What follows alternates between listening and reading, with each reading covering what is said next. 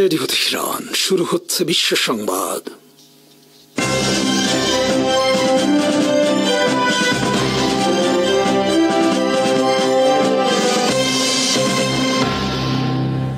শুরুতেই সংবাদ শিরোনাম। তুরস্ক ও ইরান সহ 4 দেশের সফরে পাকিস্তানের প্রধানমন্ত্রী শাহবাজ শরীফ চিন্তিত নয়াদিল্লি। ইউক্রেন রাশিয়ার মধ্যে তীব্র ড্রোন যুদ্ধ, 12 শতাধিক ড্রোন ভূপাতিত করার দাবি রাশিয়ার। ভারত থেকে রণতরী ক্রয় চুক্তি স্থগিত বাংলাদেশের। সাগরে ডুবে মারা গেছে বাংলাদেশগামী 4 শতাধিক রোহিঙ্গা। গাজা ইসরায়েলের হামলায় নিহত ডাক্তার দম্পতির 9 শিশু সন্তান। ভারতের সাথে $2.10 কোটি অস্ত্র ক্রয় চুক্তি বাতিল করেছে বাংলাদেশ। ভারতের রাষ্ট্রীয় প্রতিষ্ঠান Garden Reach Shipbuilders and Engineers লিমিটেডের সাথে 2024 সালে ক্রয় করা হয়েছিল এই অস্ত্র ক্রয় চুক্তি অনুযায়ী বাংলাদেশের নেভির জন্য গভীর সমুদ্রগামী একটি অ্যাডভান্সড উদ্ধারকারী জাহাজ বা টাগ বোট সংগ্রহের কথা ছিল। 21 মে বাংলাদেশ এই চুক্তি বাতিল করেছে। 22 মে ভারতীয় শিপ বিল্ডার্সের পক্ষ থেকে চুক্তি বাতিলের কথা জানানো হয়েছে। ভারতের দি হিন্দুর খবরে বলা হয়েছে, দুই দেশের মধ্যে সম্পর্কের অবনতির কারণে বাংলাদেশ বাতিল করল ভারতের কাছ থেকে জাহাজ ক্রয় চুক্তি। এতে আরো বলা হয়েছে, ভারত বাংলাদেশ থেকে পণ্য আমদানির ওপর নিষেধাজ্ঞা আরোপ করায় বাংলাদেশও পাল্টা পদক্ষেপ নিচ্ছে ভারতের বিরুদ্ধে। 6 দিনের আঞ্চলিক সফর শুরু করেছেন পাকিস্তানের প্রধানমন্ত্রী শাহবাজ শরীফ। রোববার তুরস্ক সফরের মাধ্যমে তিনি শুরু করলেন তার 4 দেশীয় সফর। তুরস্ক ছাড়া তিনি ইরান, আজারবাইজান এবং তাজিকিস্তান সফর করবেন। ভারতের সাথে 4 দিনের যুদ্ধে বিজয়ের পর শাহবাজ শরীফের এই সফরকে বিশেষ গুরুত্বের সাথে দেখা হচ্ছে। পাকিস্তানের সাথে রয়েছে তুরস্কের গভীর প্রতিরক্ষা সম্পর্ক। এই সম্পর্ক আরও জোরদার হবে শাহবাজ শরীফের এই সফরের মাধ্যমে। এক্সপ্রেস ট্রিবিউনের খবরে বলা হয়েছে, পাকিস্তান সহ অন্যান্য দেশকে ধন্যবাদ জানানো শাহবাজ শরীফের এই সফরের অন্যতম উদ্দেশ্য। তুরস্ক, আজারবাইজান পাকিস্তানের পক্ষে প্রকাশ্যে অবস্থান নেয় ভারতের বিরুদ্ধে যুদ্ধের সময়। শাহবাজ শরীফের এই সফরের মাধ্যমে এসব দেশের সাথে পাকিস্তানের দ্বিপাক্ষিক সম্পর্ক আরও গভীর হবে।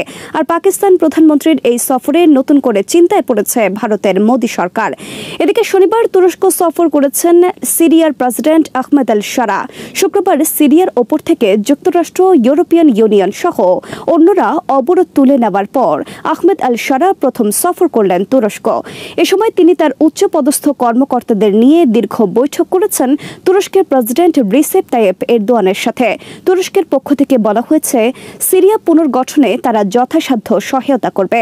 ভারত পাকিস্তান 4 দিনের যুদ্ধ নিয়ে পাকিস্তান চায়না ইনস্টিটিউট নামে পাকিস্তানের একটি থিঙ্ক ট্যাঙ্ক প্রতিষ্ঠান শনিবার প্রকাশ করেছে 25 পৃষ্ঠার একটি রিপোর্ট। তাদের রিপোর্টের শিরোনাম হলো 16 hour that reshape the South Asia. প্রতিবেদনে বলা হয়েছে, 1962 সালে চীনের কাছে নেহরুর নেতৃত্বে ভারতের পরাজয়ের পর দেশটির জন্য সবচেয়ে বড় বিপর্যয়ের ঘটনা হলো 10 মে। অপারেশন মেরসোস নামক ভারতের বিরুদ্ধে পাকিস্তানের 16 ঘন্টার অভিযান আমূল বদলে দিয়েছে দক্ষিণ এশিয়ার রাজনীতি। আর এর মাধ্যমে পাকিস্তান নতুন আঞ্চলিক সামরিক শক্তি হিসেবে আবির্ভূত হয়েছে। প্রতিবেদনে বলা হয়েছে, ভারত পাকিস্তানকে ধ্বংসের জন্য 3D নামক একটি কৌশল গ্রহণ করেছিল। 3D মানে হলো demonise, damage and destabilise Pakistan. 22 April Pahalgam ঘটনা ঘিরে তারা পাকিস্তানকে আন্তর্জাতিক অঙ্গনে একটি সন্ত্রাসবাদী দেশ হিসেবে প্রতিষ্ঠিত করতে চেয়েছিল। আর এর সূত্র ধরে পাকিস্তানে হামলা চালিয়ে তারা পাকিস্তানকে বিপর্যস্ত করতে চেয়েছিল। কিন্তু পাকিস্তান সম্পর্কে মোদির ধারণা সম্পূর্ণ ভুল প্রমাণিত হয়েছে। পাকিস্তানের জন্য খোঁড়া গর্তে ভারত নিজেই পড়ে এখন বিপর্যস্ত একটি দেশ। রাশিয়া ও ইউক্রেনের মধ্যে রেকর্ড ড্রোন যুদ্ধের ঘটনা ঘটেছে 1 সপ্তাহ ধরে। মঙ্গলবার থেকে শনিবার পর্যন্ত ইউক্রেনের রাশিয়ায় শত শত ড্রোন হামলা চালিয়েছে। জবাবে রাশিয়া শুক্রবার রাত থেকে শনিবার পর্যন্ত ধ্বংসাত্মক হামলা চালিয়েছে ইউক্রেনের রাজধানী কিয়েভে। শনিবার ভোররাতে ইউক্রেনের রাজধানী কিয়েভে মিসাইল হামলা চালিয়ে ইউক্রেনের গুরুত্বপূর্ণ একটি ড্রোন নির্মাণ কমপ্লেক্স এবং যুক্তরাষ্ট্রের দেওয়া প্যাট্রিয়ট মিসাইল সিস্টেম ধ্বংস করেছে রাশিয়া। রাশিয়ার প্রতিরক্ষা মন্ত্রণালয় শনিবার এক বিবৃতিতে জানিয়েছে এই তথ্য। এতে বলা হয়েছে, Russian army ground based precision guided missile এবং ড্রোনের সাহায্যে সফল হামলা চালিয়েছে ইউক্রেনের অস্ত্র নির্মাণ কমপ্লেক্স ও অস্ত্র গুদামে। এর আগে শুক্রবার রাত থেকে শনিবার ভোর পর্যন্ত ইউক্রেনের শতাধিক ড্রোন হামলা চালিয়েছে রাশিয়ায়। রাশিয়ান আর্মি দাবি করেছে, শুক্রবার রাত থেকে শনিবার সকাল পর্যন্ত ইউক্রেনের 104টি ড্রোন ভূপাতিত করা হয়েছে রাশিয়ার আকাশে। মঙ্গলবার থেকে শনিবার পর্যন্ত ইউক্রেনের 12 শতাধিক ড্রোন এবং 12টি মিসাইল ভূপাতিত করার দাবি করেছে রাশিয়ার প্রতিরক্ষা মন্ত্রণালয়। ইউক্রেন আর্মির পক্ষ থেকে বলা হয়েছে, শুক্রবার রাত থেকে শনিবার পর্যন্ত রাশিয়া ব্যাপক ভিত্তিক হামলা চালিয়েছে ইউক্রেনের রাজধানী কিয়েভে। হামলার ফলে কয়েকটি ভবনে ব্যাপকভাবে আগুন ছড়িয়ে পড়েছে। অপরদিকে শুক্রবার রাশিয়া হামলা চালিয়েছে ইউক্রেনের অস্ত্র বোঝাই একটি জাহাজে। জাহাজটি 100 কন্টেইনার বোঝাই অস্ত্র নিয়ে ওদেসা বন্দরের দিকে যাচ্ছিল। রাশিয়া ইস্কান্দার নামক ব্যালিস্টিক মিসাইলের সাহায্যে হামলা চালিয়ে ধ্বংস করে জাহাজটি। যুক্তরাষ্ট্রের প্রেসিডেন্ট ডোনাল্ড ট্রাম্প বলেছেন, রাশিয়া ইউক্রেন যুদ্ধ থেকে আমরা অনেক কিছু শিখছে। তাদের মধ্যে যে ড্রোন যুদ্ধ চলছে তা আমরা আগে কখনো দেখিনি। আমরা ভিন্ন ধরনের যুদ্ধ দেখছি এবং এগুলো আমরা পর্যালোচনা করছি। এই যুদ্ধ আমাদের জন্য খুবই শিক্ষণীয়। ড্রোনের এত ব্যবহার এর আগে কোনো যুদ্ধে হয়নি এবং যুদ্ধ এখন একটি নতুন মাত্রা লাভ করেছে। শুক্রবার ওয়েস্ট পয়েন্ট মিলিটারি একাডেমিতে বক্তব্য দেওয়ার সময় এই কথা বলেন Trump. Russian president Vladimir Putin সম্প্রতি বলেছেন, 2024 সাল থেকে প্রতিদিন 4000 ফার্স্ট পারসন ভিউ ড্রোন পাঠানো হয়েছে যুদ্ধক্ষেত্রে। ইউক্রেনের বিরুদ্ধে যুদ্ধে তাদের সফলতার অন্যতম বিষয় হল ড্রোন। মিয়ানমারের রাখাইন উপকূলে দুটি নৌকা ডুবে কমপক্ষে 427 জন রোহিঙ্গা নিহত হয়েছেন।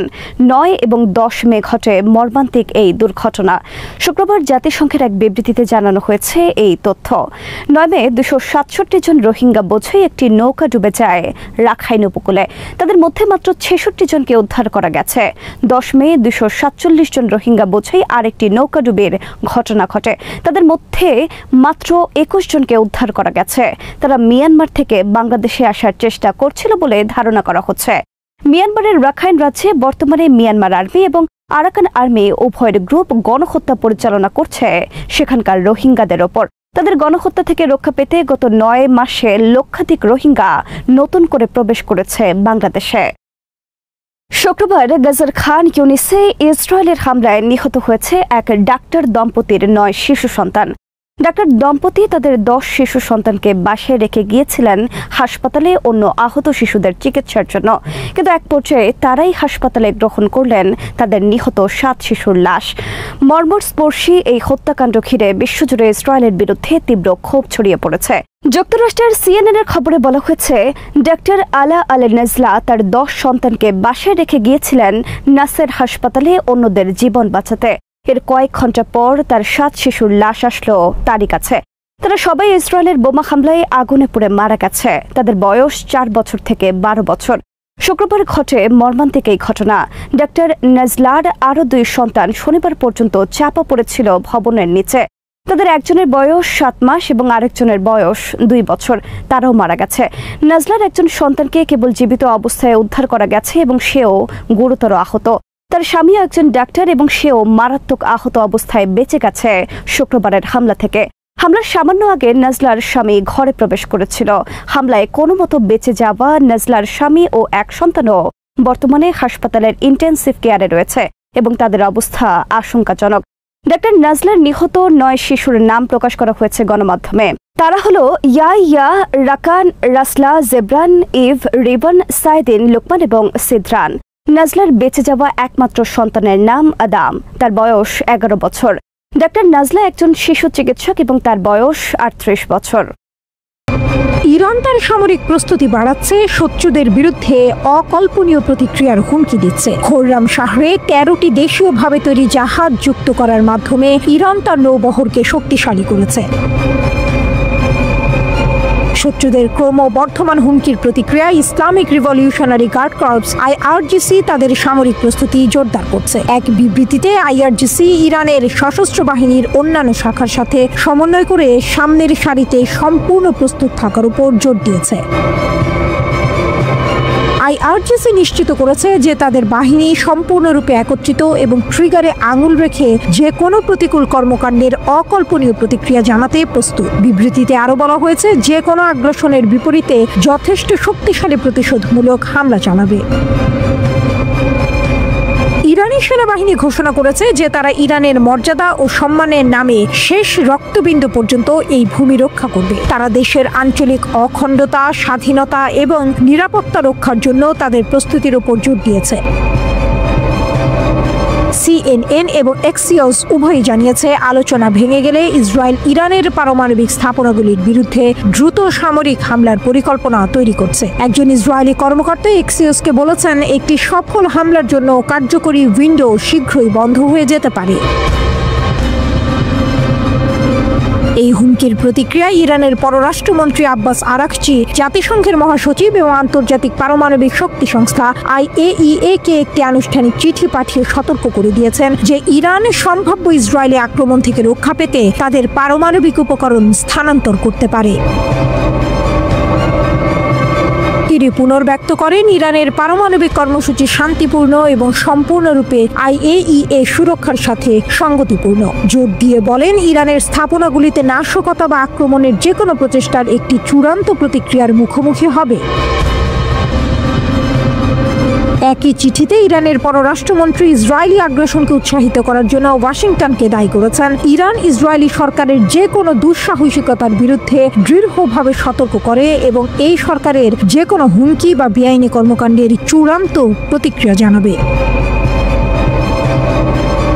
ইরান তার সামুদ্রিক নৌবহরে 13টি স্থানীয়ভাবে নির্মিত জাহাজ যুক্ত করেছে। প্রতিরক্ষামন্ত্রীর উপস্থিতিতে দক্ষিণাঞ্চলীয় বন্দর নগরী খুররামশাহরে আনুষ্ঠানিকভাবে হস্তান্তর করা হয়। নতুন অন্তর্ভুক্ত জাহাজগুলির মধ্যে রয়েছে 4টি টাগবোট, প্রতিটি 1800 হর্স পাওয়ার ক্ষমতা সম্পন্ন এবং 9টি উন্নত অনুসন্ধান ও উদ্ধার জাহাজ। দেশের সামুদ্রিক নিরাপত্তা এবং স্বয়ংসম্পূর্ণতা বৃদ্ধির বৃহত্তর প্রচেষ্টার অংশ হিসেবে এগুলি আনুষ্ঠানিকভাবে ইরানের বন্দর ও সমুদ্র সংস্থার কাছে হস্তান্তর করা হয়েছে।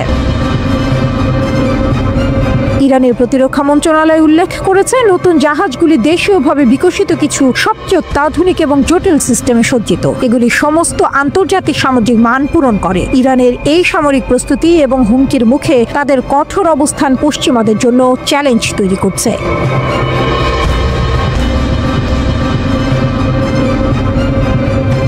CNN এর এক বিস্ফোরক প্রতিবেদন প্রকাশের পর থেকেই মধ্যপ্রাচ্যের আকাশে নতুন করে যুদ্ধের মেঘ জমতে শুরু করেছে। ইসরায়েল নাকি ইরানের পারমাণবিক স্থাপনাগুলিতে হামলার প্রস্তুতি নিচ্ছে, এমন খবর প্রকাশের কয়েকদিনের মধ্যেই তেহরানের বিপ্লবী গার্ড ইসরায়েলকে কড়া হুঁশিয়ারি দিয়েছে। ইরানে আক্রমণ করলে ইসরায়েল বিধ্বংসী এবং সিদ্ধান্তমূলক জবাব পাবে।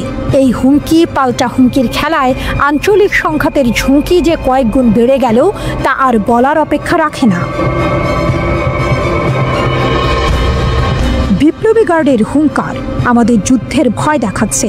ইরানের IRGCর মুখপাত্র আলী মোহাম্মদ নাইনি রাষ্ট্রীয় গণমাধ্যমকে দেয়া এক বিবৃতিতে বলেন, তারা আমাদের যুদ্ধের ভয় দেখানোর চেষ্টা করছে, কিন্তু ভুল হিসাব করছে। কারণ তারা জানে না যে যুদ্ধের পরিস্থিতিতে ইসলামিক প্রজাতন্ত্র কতটা শক্তিশালী, জনপ্রিয় এবং সামরিক সমর্থন সংগ্রহ করতে পারে।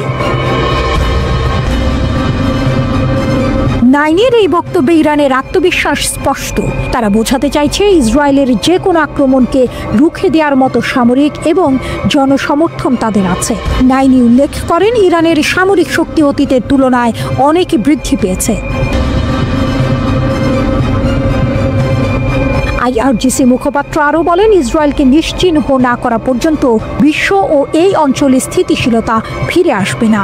ইরানের সশস্ত্র বাহিনীর প্রধান মেজর জেনারেল মোহাম্মদ বাঘেরি বলেছেন, দেশের সশস্ত্র বাহিনী প্রস্তুতির শীর্ষে রয়েছে। ইরানি সামরিক বাহিনী তাদের স্তর অনুসারে আনুপাতিকভাবে যে কোনো হুমকির জবাব দেবে। কিন্তু ইসরায়েলের দিক থেকে এখনও সামরিক পদক্ষেপের চূড়ান্ত সিদ্ধান্ত নেওয়া হয়েছে কিনা তা স্পষ্ট নয়। এমনকি মার্কিন সরকারের মধ্যেও এই বিষয়ে মতবিরোধ রয়েছে বলে CNN জানিয়েছে। মার্কিন যুক্তরাষ্ট্র বরাবরই ইরানের ইউরেনিয়াম সমৃদ্ধকরণকে পারমাণবিক বোমা তৈরির সম্ভাব্য পথ হিসেবে দেখে আসছে। যদিও ইরান এমন কোনো অভিপ্রায় অস্বীকার করে, যুক্তরাষ্ট্র ও ইরানের আলোচনা ফলপ্রসূ হবে কিনা তা নিয়ে সন্দেহ ঘনীভূত হচ্ছে। ইরানের সর্বোচ্চ নেতা আয়াতুল্লাহ আলী খামেনি ইউরেনিয়াম সমৃদ্ধকরণ বন্ধ করার জন্য মার্কিন দাবিকে অতিরিক্ত এবং আপত্তিকর বলে মন্তব্য করেছেন। তার এই বক্তব্যে নতুন পারমাণবিক চুক্তি নিয়ে আলোচনার ভবিষ্যৎ আরও অনিশ্চিত হয়ে পড়েছে। ইরান বারবার দাবি করে আসছে তাদের পারমাণবিক শক্তি কর্মসূচি কেবল বেসামরিক উদ্দেশ্যে পরিচালিত হচ্ছে, কিন্তু আন্তর্জাতিক মহলের একটা বড় অংশের কাছে এই দাবি নিয়ে সন্দেহ রয়েই গেছে। সরাসরি সংঘর্ষের ঝুঁকি, 1 বছরের মধ্যে 2বার গুলি বিনিময়। গত বছর এপ্রিল এবং অক্টোবরে ইরান ও ইসরায়েল 2বার সরাসরি গুলি বিনিময় লিপ্ত হয়েছিল, যা আঞ্চলিক সংঘাতের ঝুঁকিকে অনেকটাই বাড়িয়ে দিয়েছে।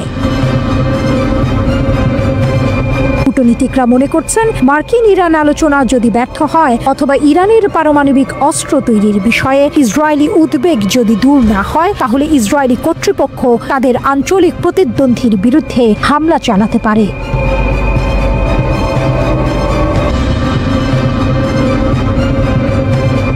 মার্কিন গোয়েন্দা তথ্যে চাঞ্চল্যকর খবর, ইরানের পারমাণবিক স্থাপনায় ইসরায়েলি হামলার প্রস্তুতি, মধ্যপ্রাচ্যে ফের যুদ্ধের দামামা। সিএনএন-এর এক প্রতিবেদনে উঠে এসেছে এমনই সব বিস্ফোরক তথ্য যা গোটা বিশ্বকে ফেলেছে নতুন করে চিন্তায়। মার্কিন গোয়েন্দাদের হাতে এসেছে নতুন তথ্য যা ইঙ্গিত দিচ্ছে ইসরায়েল ইরানের পরমাণু কেন্দ্রগুলোতে আঘাত হানার জন্য প্রস্তুত হচ্ছে। এই খবর এমন এক সময় এলো যখন ডোনাল্ড ট্রাম্পের প্রশাসন তেহরানের সঙ্গে একটি কূটনৈতিক চুক্তি করার জন্য মরিয়া চেষ্টা চালাচ্ছে। তাহলে কি নেতানিয়াহু ট্রাম্পকে বুড়ো আঙ্গুল দেখিয়েই হামলা চালাবেন? সিএনএন-এর প্রতিবেদন অনুযায়ী মার্কিন যুক্তরাষ্ট্র ইসরায়েলের সামরিক গতিবিধি নিবিড়ভাবে পর্যবেক্ষণ করছে। ইন্টারসেপ্টেড ইসরায়েল কমিউনিকেশনস থেকে আসন্ন হামলার ইঙ্গিত পাওয়া গেছে। মার্কিন গোয়েন্দারা ইসরায়েলি সামরিক প্রস্তুতির অংশ হিসেবে বিমানবাহী অস্ত্রের চলাচল এবং আকাশে যুদ্ধ মহড়া পর্যবেক্ষণ করেছে। এই প্রস্তুতিগুলো স্পষ্টত ইঙ্গিত দিচ্ছে ইসরায়েল বড় সড় কিছুর পরিকল্পনা করছে। মার্কিন কর্মকর্তারা সিএনএন-কে জানিয়েছেন এই ধরনের হামলা হবে ডোনাল্ড ট্রাম্পের সঙ্গে একটি নির্লজ্জ বিচ্ছেদ, কারণ ট্রাম্প প্রশাসন বর্তমানে ইরানের পারমাণবিক কর্মসূচি নিয়ে একটি নতুন চুক্তি করার চেষ্টা করছে। গাজা যুদ্ধের পর এমনিতেই মধ্যপ্রাচ্যে উত্তেজনা চরমে। এমন পরিস্থিতিতে ইরানের উপর যে কোনো ইসরায়েলি হামলা এই অঞ্চলে একটি বিস্তৃত আঞ্চলিক সংঘাতের জন্ম দিতে পারে, যা মার্কিন যুক্তরাষ্ট্র এতদিন ধরে এড়াতে চেয়েছিল। সিএনএন-এর প্রতিবেদন অনুযায়ী ইসরায়েলি নেতারা এই হামলার বিষয়ে চূড়ান্ত সিদ্ধান্ত নিয়েছেন কিনা তা এখনো স্পষ্ট নয়। এমনকি মার্কিন সরকারের মধ্যেও এই বিষয়ে মতবিরোধ রয়েছে। তবে গোয়েন্দা তথ্য সম্পর্কে অবগত এক ব্যক্তি সিএনএন-কে বলেছেন ইরানের পারমাণবিক স্থাপনায় ইসরায়েলি হামলার সম্ভাবনা গত কয়েক মাসে ব্যাপকভাবে বেড়ে গেছে। সূত্র জানিয়েছে মার্কিন যুক্তরাষ্ট্র যদি ইরানের সঙ্গে এমন কোনো চুক্তিতে পৌঁছায় যাতে তেহরানকে সব ইউরেনিয়াম পরিত্যাগ করতে হবে না, তাহলে ইসরায়েলের হামলার সম্ভাবনা অনেক বেশি থাকবে। ডোনাল্ড ট্রাম্প প্রকাশ্যে ইরানের বিরুদ্ধে সামরিক পদক্ষেপের হুমকি দিয়েছেন যদি তার প্রশাসনের পারমাণবিক চুক্তি নিয়ে আলোচনার প্রচেষ্টা ব্যর্থ হয়। কিন্তু ইসরায়েল মনে করে মার্কিন সহায়তা ছাড়া ইরানের পারমাণবিক কর্মসূচি পুরোপুরি ধ্বংস করার ক্ষমতা তাদের নেই। এর জন্য প্রয়োজন মধ্য আকাশে জ্বালানি ভরা এবং ভূগর্ভস্থ স্থাপনাগুলোতে আঘাত হানার মতো শক্তিশালী বোমা। একজন মার্কিন কর্মকর্তা সিএনএন-কে বলেছেন যদি মার্কিন যুক্তরাষ্ট্র ইরানের সঙ্গে এমন একটি খারাপ চুক্তি নিয়ে আলোচনা করে যা ইসরায়েল মেনে নিতে পারে না, তাহলে ইসরায়েল নিজেরাই সামরিক পদক্ষেপ নেওয়ার জন্য প্রস্তুত থাকবে। ট্রাম্প যদি খারাপ চুক্তির জন্য মীমাংসা করতে চলেছেন, তাহলে ইসরায়েলের চুক্তিটি ভেঙে ফেলার চেষ্টা করার সম্ভাবনা বেশি। ইসরায়েলিরা এই বিষয়ে তাদের মনোভাব যুক্তরাষ্ট্রকে প্রকাশ্যে এবং ব্যক্তিগতভাবে উভয়ভাবেই জানিয়েছে। ইরানের সর্বোচ্চ ধর্মীয় নেতা আয়াতুল্লাহ আলী খামেনি সম্প্রতি মার্কিন যুক্তরাষ্ট্রের দাবিকে অতিরঞ্জিত ও অগ্রহণযোগ্য আখ্যা দিয়েছেন। তেহরানকে ইউরেনিয়াম সমৃদ্ধকরণ বন্ধ করতে হবে এমন মার্কিন দাবিকে তিনি কঠোর ভাষায় প্রত্যাখ্যান করেছেন। তিনি মার্কিন প্রশাসনের সঙ্গে নতুন পরমাণু চুক্তি আদৌ সফলতার মুখ দেখবে কিনা তা নিয়েও সন্দেহ প্রকাশ করেছেন। ইরান সবসময়ই তাদের পারমাণবিক কর্মসূচির শান্তিপূর্ণ ব্যবহারের উপর জোর দিয়েছে। তাদের সামরিক শক্তি উপেক্ষা করার মতো নয়। ভূগর্ভস্থ স্থাপনা, ক্ষেপণাস্ত্র সক্ষমতা এবং আঞ্চলিক মিত্রদের সমর্থন ইসরায়েলের জন্য বড় চ্যালেঞ্জ হতে পারে। ওয়াশিংটনে অবস্থিত ইসরায়েলি দূতাবাস বা ইসরায়েলি প্রধানমন্ত্রীর কার্যালয় তাৎক্ষণিকভাবে এই খবরের সত্যতা নিশ্চিত করেনি। রয়টার্সও এই খবরের সত্যতা নিশ্চিত হতে পারেনি। তবে এই প্রতিবেদন মধ্যপ্রাচ্যের ভূ রাজনৈতিক পরিস্থিতিকে আরও উত্তপ্ত করে তুলেছে। ইসরায়েলের এই সম্ভাব্য হামলা কি সত্যি মধ্যপ্রাচ্যে নতুন এক যুদ্ধের সূচনা করবে, নাকি কূটনৈতিক প্রচেষ্টা শেষ পর্যন্ত সফল হবে? ইরানের পারমাণবিক কর্মসূচি কিভাবে বিশ্ব কূটনীতিতে একটি সংকটে পরিণত হয়েছে? ইরানের পারমাণবিক কর্মসূচি গত 20 বছরেরও বেশি সময় ধরে বিশ্বব্যাপী আলোচনার কেন্দ্রবিন্দুতে রয়েছে। একের পর এক মার্কিন প্রেসিডেন্ট এলে ইরানের ওপর নানা নিষেধাজ্ঞা আরোপ হয়েছে, যার ফলে এই অঞ্চলে যুদ্ধের আশঙ্কা তৈরি হয়েছে। ইরান সবসময় বলে আসছে তাদের পারমাণবিক কর্মসূচি কেবল শান্তিপূর্ণ উদ্দেশ্যে, কিন্তু তারা ইউরেনিয়াম সমৃদ্ধ করার কাজ যেভাবে বাড়াচ্ছে তা পশ্চিমা দেশগুলোকে চিন্তিত করে তুলেছে। এতে করে ইসরায়েল এবং যুক্তরাষ্ট্র এমনকি সামরিক পদক্ষেপ নেওয়ার কথাও বলেছে। ইরান এই কর্মসূচি কখন ও কেন শুরু করেছিল? 1950-এর দশকে ইরানের তৎকালীন রাজা শাহ মোহাম্মদ রেজা পাহলভির সময়ে পারমাণবিক কর্মসূচি শুরু হয়। এটি ছিল যুক্তরাষ্ট্রের সহায়তায় চালানো একটি উদ্যোগ, যার মাধ্যমে মিত্র দেশগুলোতে শান্তিপূর্ণ পারমাণবিক শক্তির ব্যবহার বাড়ানো হতো। তখন আমেরিকা তেহরান বিশ্ববিদ্যালয়ে একটি গবেষণা চুল্লি তৈরি করতে ইরানকে সাহায্য করে।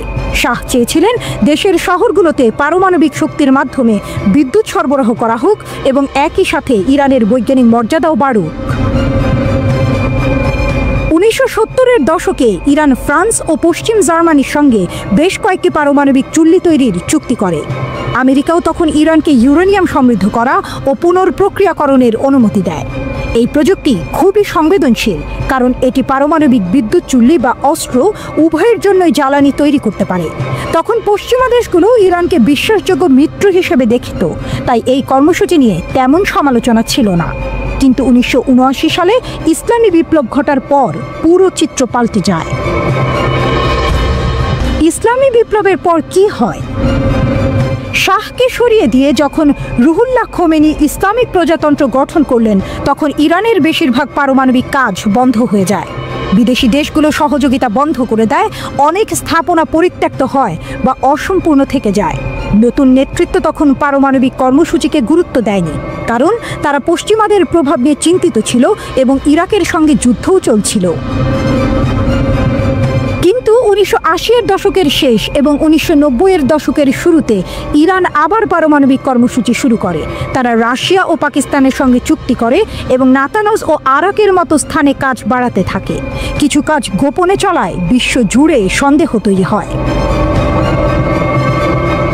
আন্তর্জাতিক আণবিক শক্তি সংস্থা IAEA এসব কাজ সম্পর্কে শুরুতে জানত না, ফলে ইরান কেবল বিদ্যুৎ উৎপাদনের জন্য কাজ করছে কিনা এই প্রশ্ন উঠতে থাকে।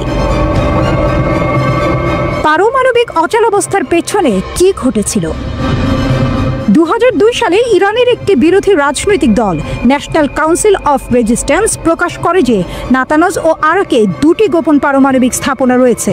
এতে পশ্চিমা গোয়েন্দা সংস্থাগুলো হতবাক হয় এবং জাতিসংঘের IAEA তদন্ত শুরু করে। পরিদর্শনে দেখা যায় ইরান এমন কিছু পরীক্ষা চালিয়েছে যা পারমাণবিক অস্ত্র তৈরিতে কাজে লাগে, যেমন উচ্চ বিস্ফোরক পরীক্ষা ও ক্ষেপণাস্ত্রের ওয়ারহেড ডিজাইন করা। ইরান দাবি করে তারা কেবল পারমাণবিক বিদ্যুৎ তৈরি করতে চায়, বোমা নয়। কিন্তু যেহেতু তারা এই কাজগুলো গোপন রেখেছিল, এটি পারমাণবিক অস্ত্র না ছড়ানোর চুক্তির শর্ত লঙ্ঘন করে। এর পাল্টা হিসেবে জাতিসংঘের নিরাপত্তা পরিষদ একাধিক প্রস্তাব গ্রহণ করে এবং ইরানকে ইউরেনিয়াম সমৃদ্ধকরণ বন্ধ করার নির্দেশ দেয়। ইরানের প্রতিরক্ষা, জ্বালানি এবং ব্যাংক খাতের ওপর নিষেধাজ্ঞা আরোপ করা হয়। এর পরের দশকে এই উত্তেজনা আরও বেড়ে যায়। 2015 সালের পারমাণবিক চুক্তির লক্ষ্য কি ছিল? দীর্ঘ আলোচনার পর ইরান এবং বিশ্বের 6টি বড় শক্তি যুক্তরাষ্ট্র, যুক্তরাজ্য, ফ্রান্স, জার্মানি, রাশিয়া ও চীন 2015 সালে যৌথ ব্যাপক কর্মপরিকল্পনা বা JCPOA-তে চুক্তি করে। যুক্তরাষ্ট্র কেন চুক্তি থেকে সরে গেল? 2018 সালের মে মাসে মার্কিন প্রেসিডেন্ট ডোনাল্ড ট্রাম্প ঘোষণা করেন চুক্তিটি ইরানকে ক্ষেপণাস্ত্র কর্মসূচি ও মধ্যপ্রাচ্যের সশস্ত্র গোষ্ঠীগুলোর প্রতি সমর্থন বন্ধ করাতে ব্যর্থ হয়েছে। তাই তিনি এই চুক্তিকে ভুল বলে আখ্যা দেন এবং ইরানের ওপর কড়া নিষেধাজ্ঞা আরোপ করেন। তার কথায় এটাই ছিল সর্বোচ্চ চাপ কৌশল, যার মাধ্যমে ইরানকে আরও কড়া শর্তে রাজি করানো হবে। ট্রাম্প বলেন, আমি যদি ইরানের জায়গায় থাকতাম আমিও হয়তো নতুন চুক্তিতে রাজি হতাম না, কিন্তু বাস্তবে একসময় তারা নতুন ও স্থায়ী চুক্তিতে যেতে চাইবে।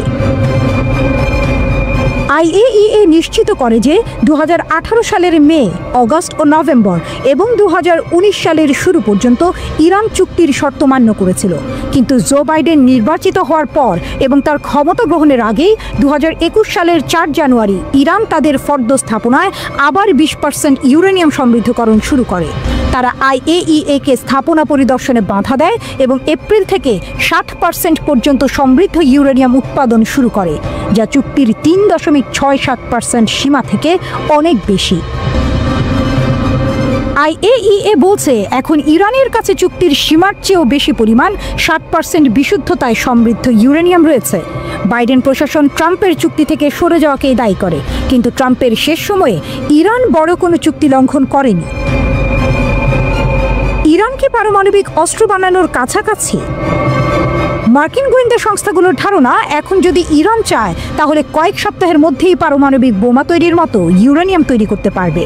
সম্প্রতি এক টিভি সাক্ষাৎকারে ইরানের সর্বোচ্চ নেতার উপদেষ্টা আলী লারিজানি বলেন, আপনারা যদি ইরানকে চাপে ফেলেন তাহলে তারা হয়তো পারমাণবিক অস্ত্র বানানোর পথ বেছে নিতে বাধ্য হবে, কারণ নিজেদের রক্ষা করা তাদের দায়িত্ব।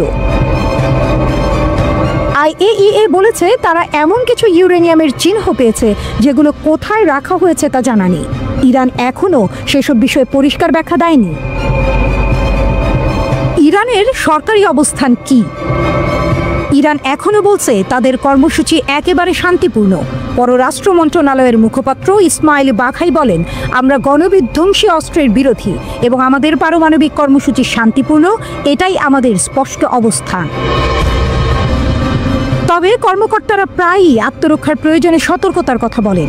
বাঘাই জানান, সর্বোচ্চ নেতা বলেছেন দেশের প্রতিরক্ষার জন্য যতটা দরকার ততটাই প্রস্তুত থাকবে ইরান। ইরানের নেতারা যুক্তরাষ্ট্র ও ইসরায়েলকে আগ্রাসী হিসেবে তুলে ধরেন। 2025 সালের মার্চে খামেনি বলেন, যুক্তরাষ্ট্র ও ইসরায়েল সবসময় শত্রুতা করে এসেছে, তারা আমাদের আক্রমণের হুমকি দিচ্ছে, আমরা এটা খুব একটা সম্ভাব্য মনে করি না, তবে তারা যদি কিছু মনে করে তাহলে আমরা তীব্র প্রতিশোধ নেব।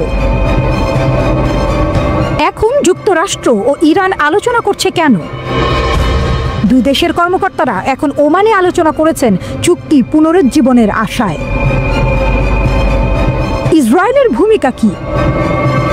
ইসরায়েল সবসময় এই চুক্তির বিরোধিতা করেছে এবং পারমাণবিক শক্তিধর ইরানকে নিজেদের অস্তিত্বের হুমকি বলে মনে করে। অনেক পশ্চিমা সংবাদ মাধ্যম বলেছে ইসরায়েল গোপনে ইরানের বিজ্ঞানীদের হত্যা এবং পারমাণবিক স্থাপনার বিরুদ্ধে হামলার পরিকল্পনা করেছে। যদিও ইসরায়েল সরাসরি এসব দায় স্বীকার করেনি, তারা বলেছে কূটনীতি ব্যর্থ হলে তারা নিজেরা ব্যবস্থা নেবে।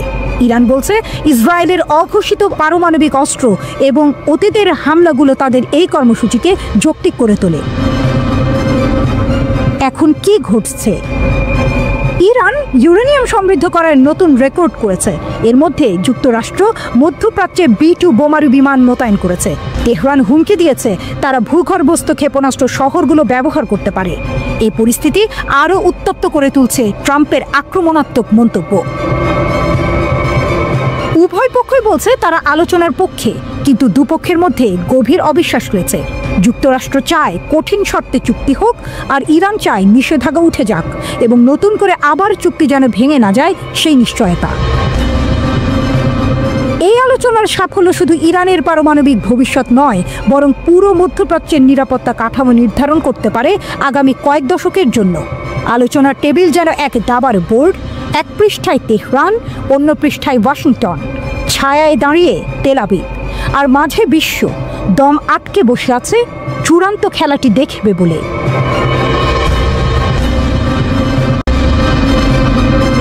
আন্তর্জাতিক পারমাণবিক শক্তি সংস্থা IAEA সম্প্রতি এক চাঞ্চল্যকর তথ্য প্রকাশ করেছে। সংস্থার মতে ইরান এখন পারমাণবিক বোমা তৈরির খুব কাছাকাছি পৌঁছে গেছে। এই খবর শোনার পর মধ্যপ্রাচ্য সহ পশ্চিমা বিশ্বে উত্তেজনার সৃষ্টি হয়েছে। প্রশ্ন উঠছে, ইরান কি সত্যি পারমাণবিক শক্তিধর দেশে পরিণত হলো? সৌদি আরবের পর মধ্যপ্রাচ্যের দ্বিতীয় বৃহত্তম দেশ ইরান।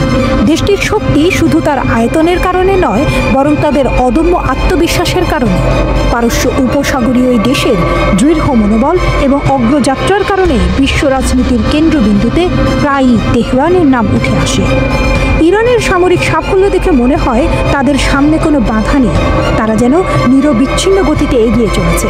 তবে বাস্তবতা কিছুটা ভিন্ন, কারণ ইরানের অন্যতম প্রধান প্রতিদ্বন্দ্বী হল যুক্তরাষ্ট্র, বিশ্ব রাজনীতির অন্যতম শক্তিধর দেশ। কিন্তু কেন ইরানের বিরুদ্ধে এত নিষেধাজ্ঞা আর কঠোরতা? এর মূল কারণ হল ইরানের পারমাণবিক শক্তি অর্জনের আকাঙ্ক্ষা। বিশেষজ্ঞদের মতে ইরান পারমাণবিক শক্তিধর রাষ্ট্র হওয়ার একেবারে দ্বারপ্রান্তে। বহুদিন ধরে বিভিন্ন সূত্রে শোনা যাচ্ছিল ইরান খুব দ্রুত পারমাণবিক বোমা তৈরির ক্ষমতা অর্জন করতে পারে। এবার IAEA জানিয়েছে ইরান 6টি পারমাণবিক বোমা তৈরির সক্ষমতা অর্জন করেছে। IAEA এর মতে ইরানের কাছে পারমাণবিক বোমা তৈরির জন্য প্রয়োজনীয় সব উপাদান মজুদ রয়েছে। তবে ইরানের এই অর্জন যুক্তরাষ্ট্রের জন্য বড় চ্যালেঞ্জ হয়ে দাঁড়িয়েছে, কারণ ইরান যদি পারমাণবিক শক্তিধর রাষ্ট্রে পরিণত হয় তাহলে মধ্যপ্রাচ্যে আমেরিকার প্রভাব কমে যেতে পারে। তাই যুক্তরাষ্ট্র ও পশ্চিমা বিশ্ব ইরানকে থামানোর জন্য নানা কৌশল অবলম্বন করছে। ইরানকে প্রতিহত করতে যুক্তরাষ্ট্র একের পর এক পদক্ষেপ নিচ্ছে। অর্থনৈতিক নিষেধাজ্ঞা, পারমাণবিক স্থাপনায় হামলার হুমকি, এমনকি ইরানের পারমাণবিক কার্যক্রম সীমিত করার জন্য চুক্তির চাপ, এসব কৌশল নিয়েই এগোচ্ছে পশ্চিমারা। তবে ইরানি নেতারা এসব হুমকিতে বিচলিত নন। তাদের বক্তব্য স্পষ্ট, ইরানকে দমানো এত সহজ নয়। যুক্তরাষ্ট্র এখন ইরানের ওপর চরম চাপ প্রয়োগ করছে, তখন ইরানও দিয়েছে শক্ত প্রতিরোধের ঘোষণা।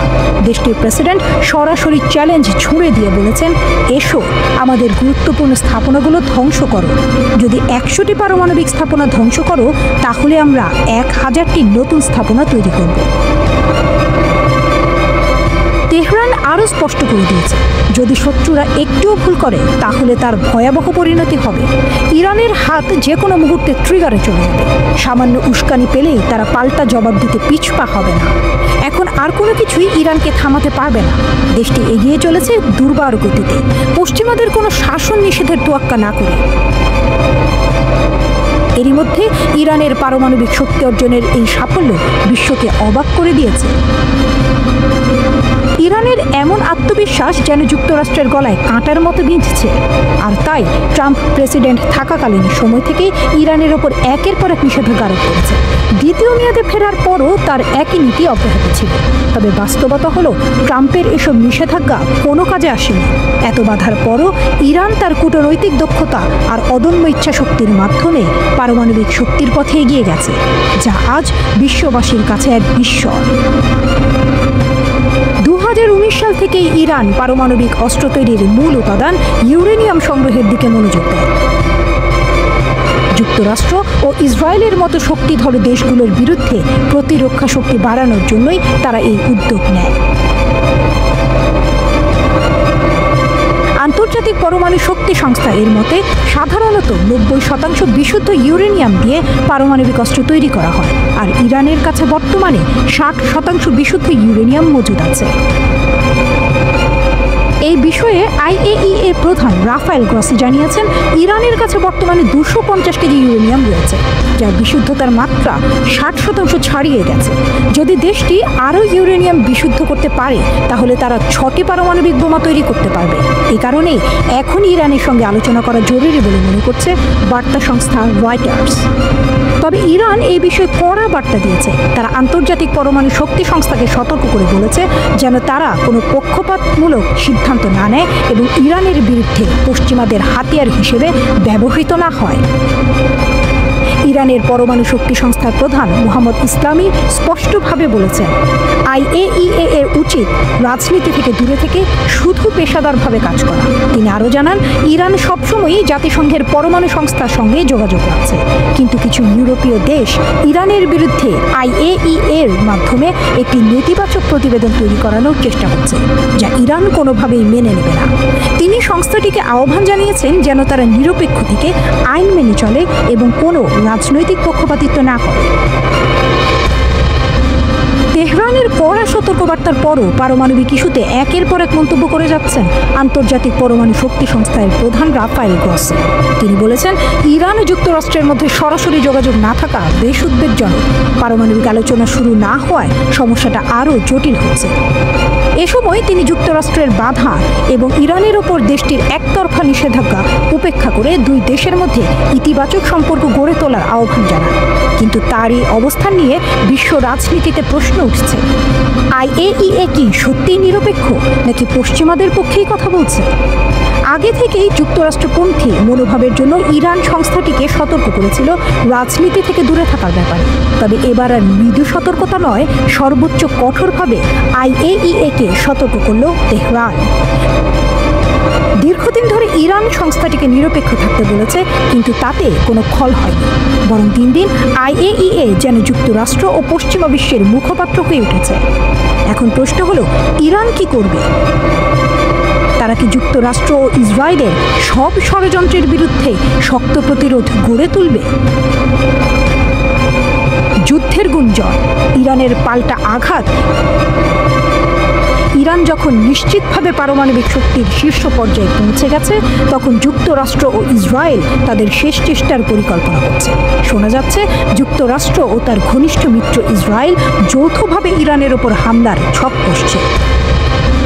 যখন যুদ্ধের গুঞ্জন বাতাসে ভাসছে, তখন ইরান জানিয়ে দিল, আর অপেক্ষা নয়, শত্রুদের জন্য আসছে তাদের বহুল প্রতীক্ষিত অপারেশন ট্রু প্রমিস 3। ইরানের শক্তিশালী সামরিক অভিযানের ঘোষণা। ইসলামী বিপ্লবী গার্ড কর্পস IRGC এর এক শীর্ষ কমান্ডার সম্প্রতি ঘোষণা দিয়েছেন, অপারেশন ট্রু প্রমিস 3 খুব শিগগিরই বাস্তবায়ন করা হবে।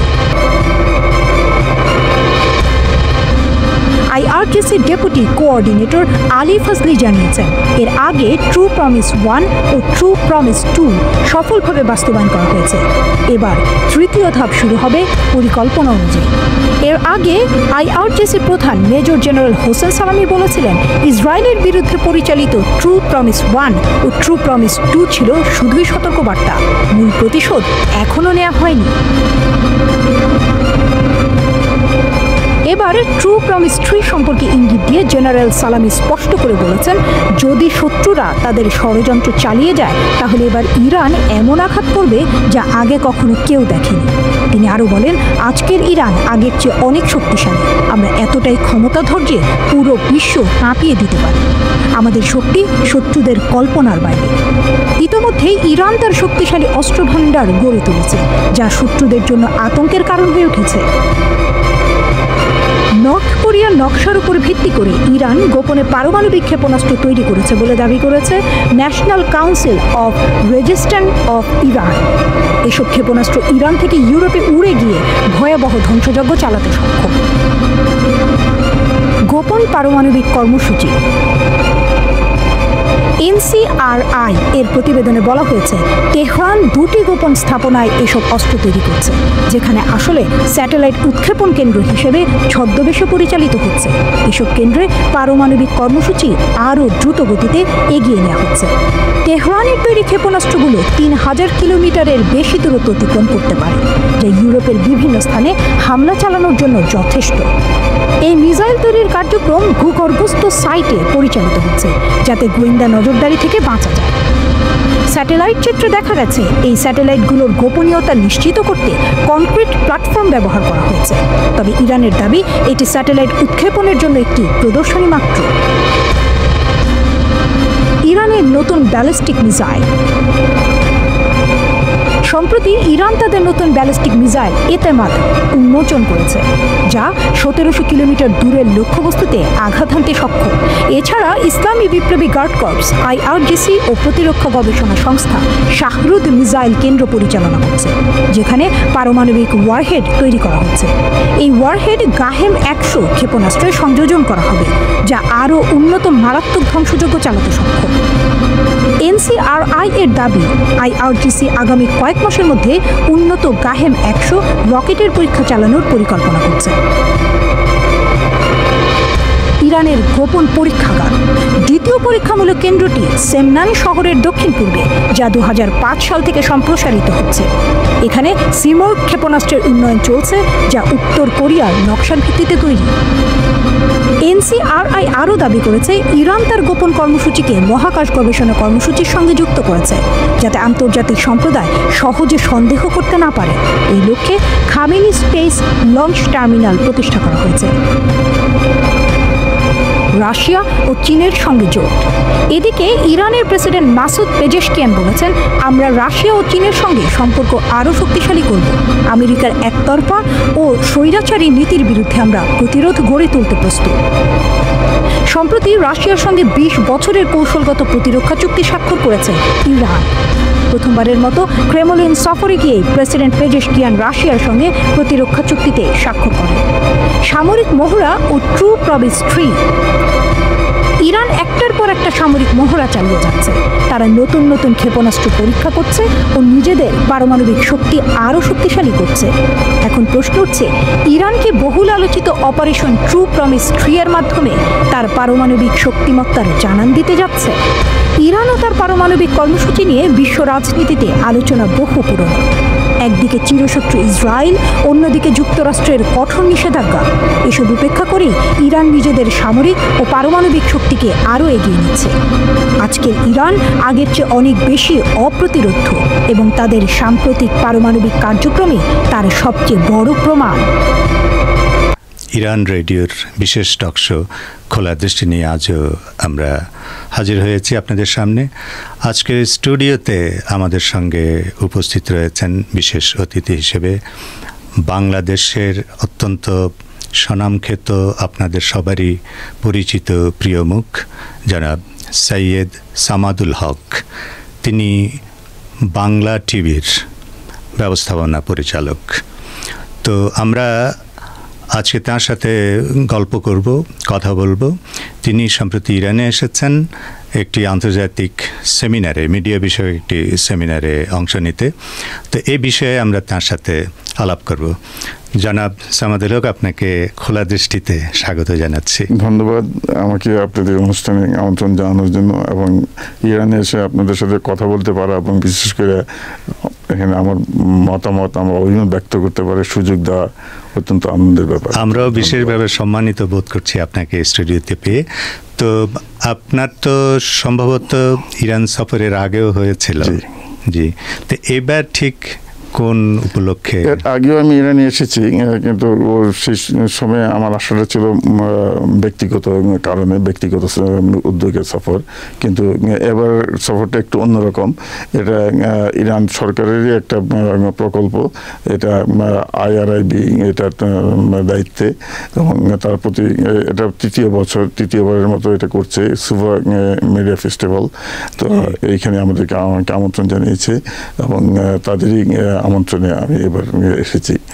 কেমন ছিল সব মিলিয়ে সেমিনার? আমাদের এবারের সফরটা সত্যি একটা ব্যতিক্রমী ছিল। এখানে মিডিয়া ছাড়াও যারা এসেছেন বিভিন্ন ক্রস সেকশন, ক্রস পার্সোনাল স্পেশালিটির লোকজন এখানে এসেছে।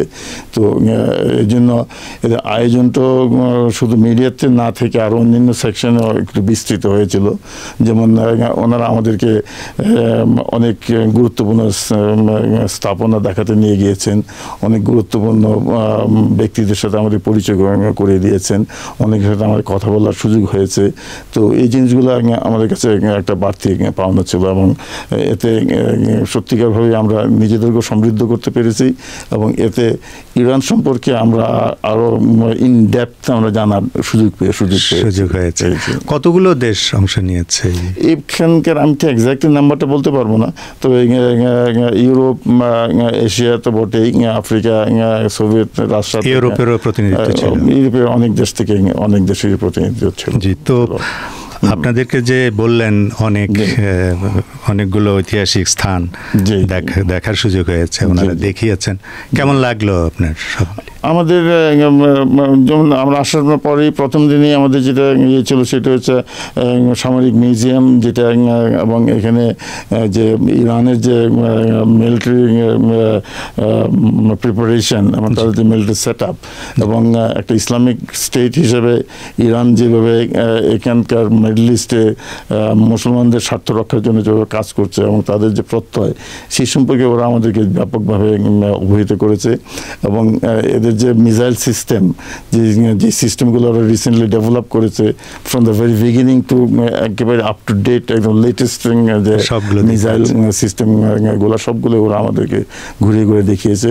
এবং এখানে জেনারেল বিলালি উনি দায়িত্বে ছিলেন, উনি আমাদেরকে প্রায় 4-5 ঘন্টা ধরে আমাদেরকে ব্রিফ করেছেন, উনি নিজে প্রেজেন্টেশন দিয়েছেন, এবং আমরা এটা অত্যন্ত উপভোগ করেছি, এবং এটা অত্যন্ত তথ্য সমৃদ্ধ। হ্যাঁ, একটা ব্যাপার নিশ্চয়ই আপনি লক্ষ্য করেছেন যে মিডল ইস্ট সহ সমগ্র মুসলিম বিশ্ব সাধারণত অন্যের এই সামরিক অভিজ্ঞতার উপরে বা তাদের যে সমস্ত প্রযুক্তি সেগুলোর উপর নির্ভরশীল। এখানে কি আপনার একটু ব্যতিক্রম? হ্যাঁ, এই প্রশ্নটা ভালো করেছেন। যেটা আমার কাছে খুব ইন্টারেস্টিং মনে হয়েছে, এখানে মিসাইল সিস্টেমই বলেন বা ড্রোন সিস্টেমই বলেন বা যে ডিফেন্স অন্যান্য যে সমস্ত আপনার আমার আছে, তো ইরান যেটা করেছে ওরা আমাদেরকে দেখিয়েছে যে প্রথম যেমন ড্রোন এখন ইরান অনেক ভালো করছে, কিন্তু প্রথম ড্রোনটা ওরা কোথা থেকে আনছে, সেই লিবিয়া থেকে কীভাবে সেটা এনেছিল, এনে এটাকে ওরা কীভাবে এটাকে অ্যানালাইসিস করে ডেভেলপ করে তারপর আস্তে আস্তে এটাকে ওরা ওদের একটা পর্যায়ে ওরা নিয়ে গেছে। ঠিক একইভাবে অন্যান্য আর্মার সিস্টেমও ওরা ঠিক একইভাবে কাজ করেছে। অনেক জিনিস ওরা ইন্ডিজিনিয়াসলি ডেভেলপ করেছে নিজে, আবার অনেক জিনিস আপনার বাইরের থেকেও সে নলেজ অ্যান্ড নো হাউটাকে ওরা অ্যাকোয়ার করেছে, করে এটাকে ওরা ডেভেলপ করেছে। তো একটা কথা আমার কাছে জেনারেল বেলালি একটা কথা আমার কাছে খুব ইন্টারেস্টিং মনে হয়েছে, সেটা যেটা উনি বলেছেন যে আমরা কাউকে অ্যাটাক করতে চাই না এবং আমরা কাউকে অ্যাটাক করবো না, কিন্তু আমাদেরকে যদি কেউ অ্যাটাক করে we are enough capable to defend ourself. Exactly.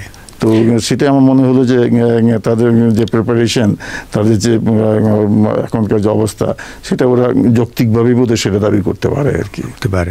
ইরানের ব্যাপারে অনেক অপপ্রচার আছে যে সবসময় আপনি এখন যেটা বললেন যে বেলালির যেই উদ্ধৃতিটা দিলেন, তো সেখানে মনে করা হয় যে ইরানের কাছে কেউই নিরাপদ নয়, কিন্তু আপনাকে যে ধারণাটা দেওয়া হলো এবং তার যে শক্তিমত্তাটা আপনি নিজে বেলালির সুবাদে দেখে আসলেন, কেমন আপনার অনুভূতি? না, এটা হচ্ছে প্রত্যেকটা দেশেরই তাদের ডিফেন্সের সবচেয়ে বড় শক্তি হচ্ছে তার নিজের শক্তিকে সঞ্চয় করা, শক্তিকে অর্জন করা।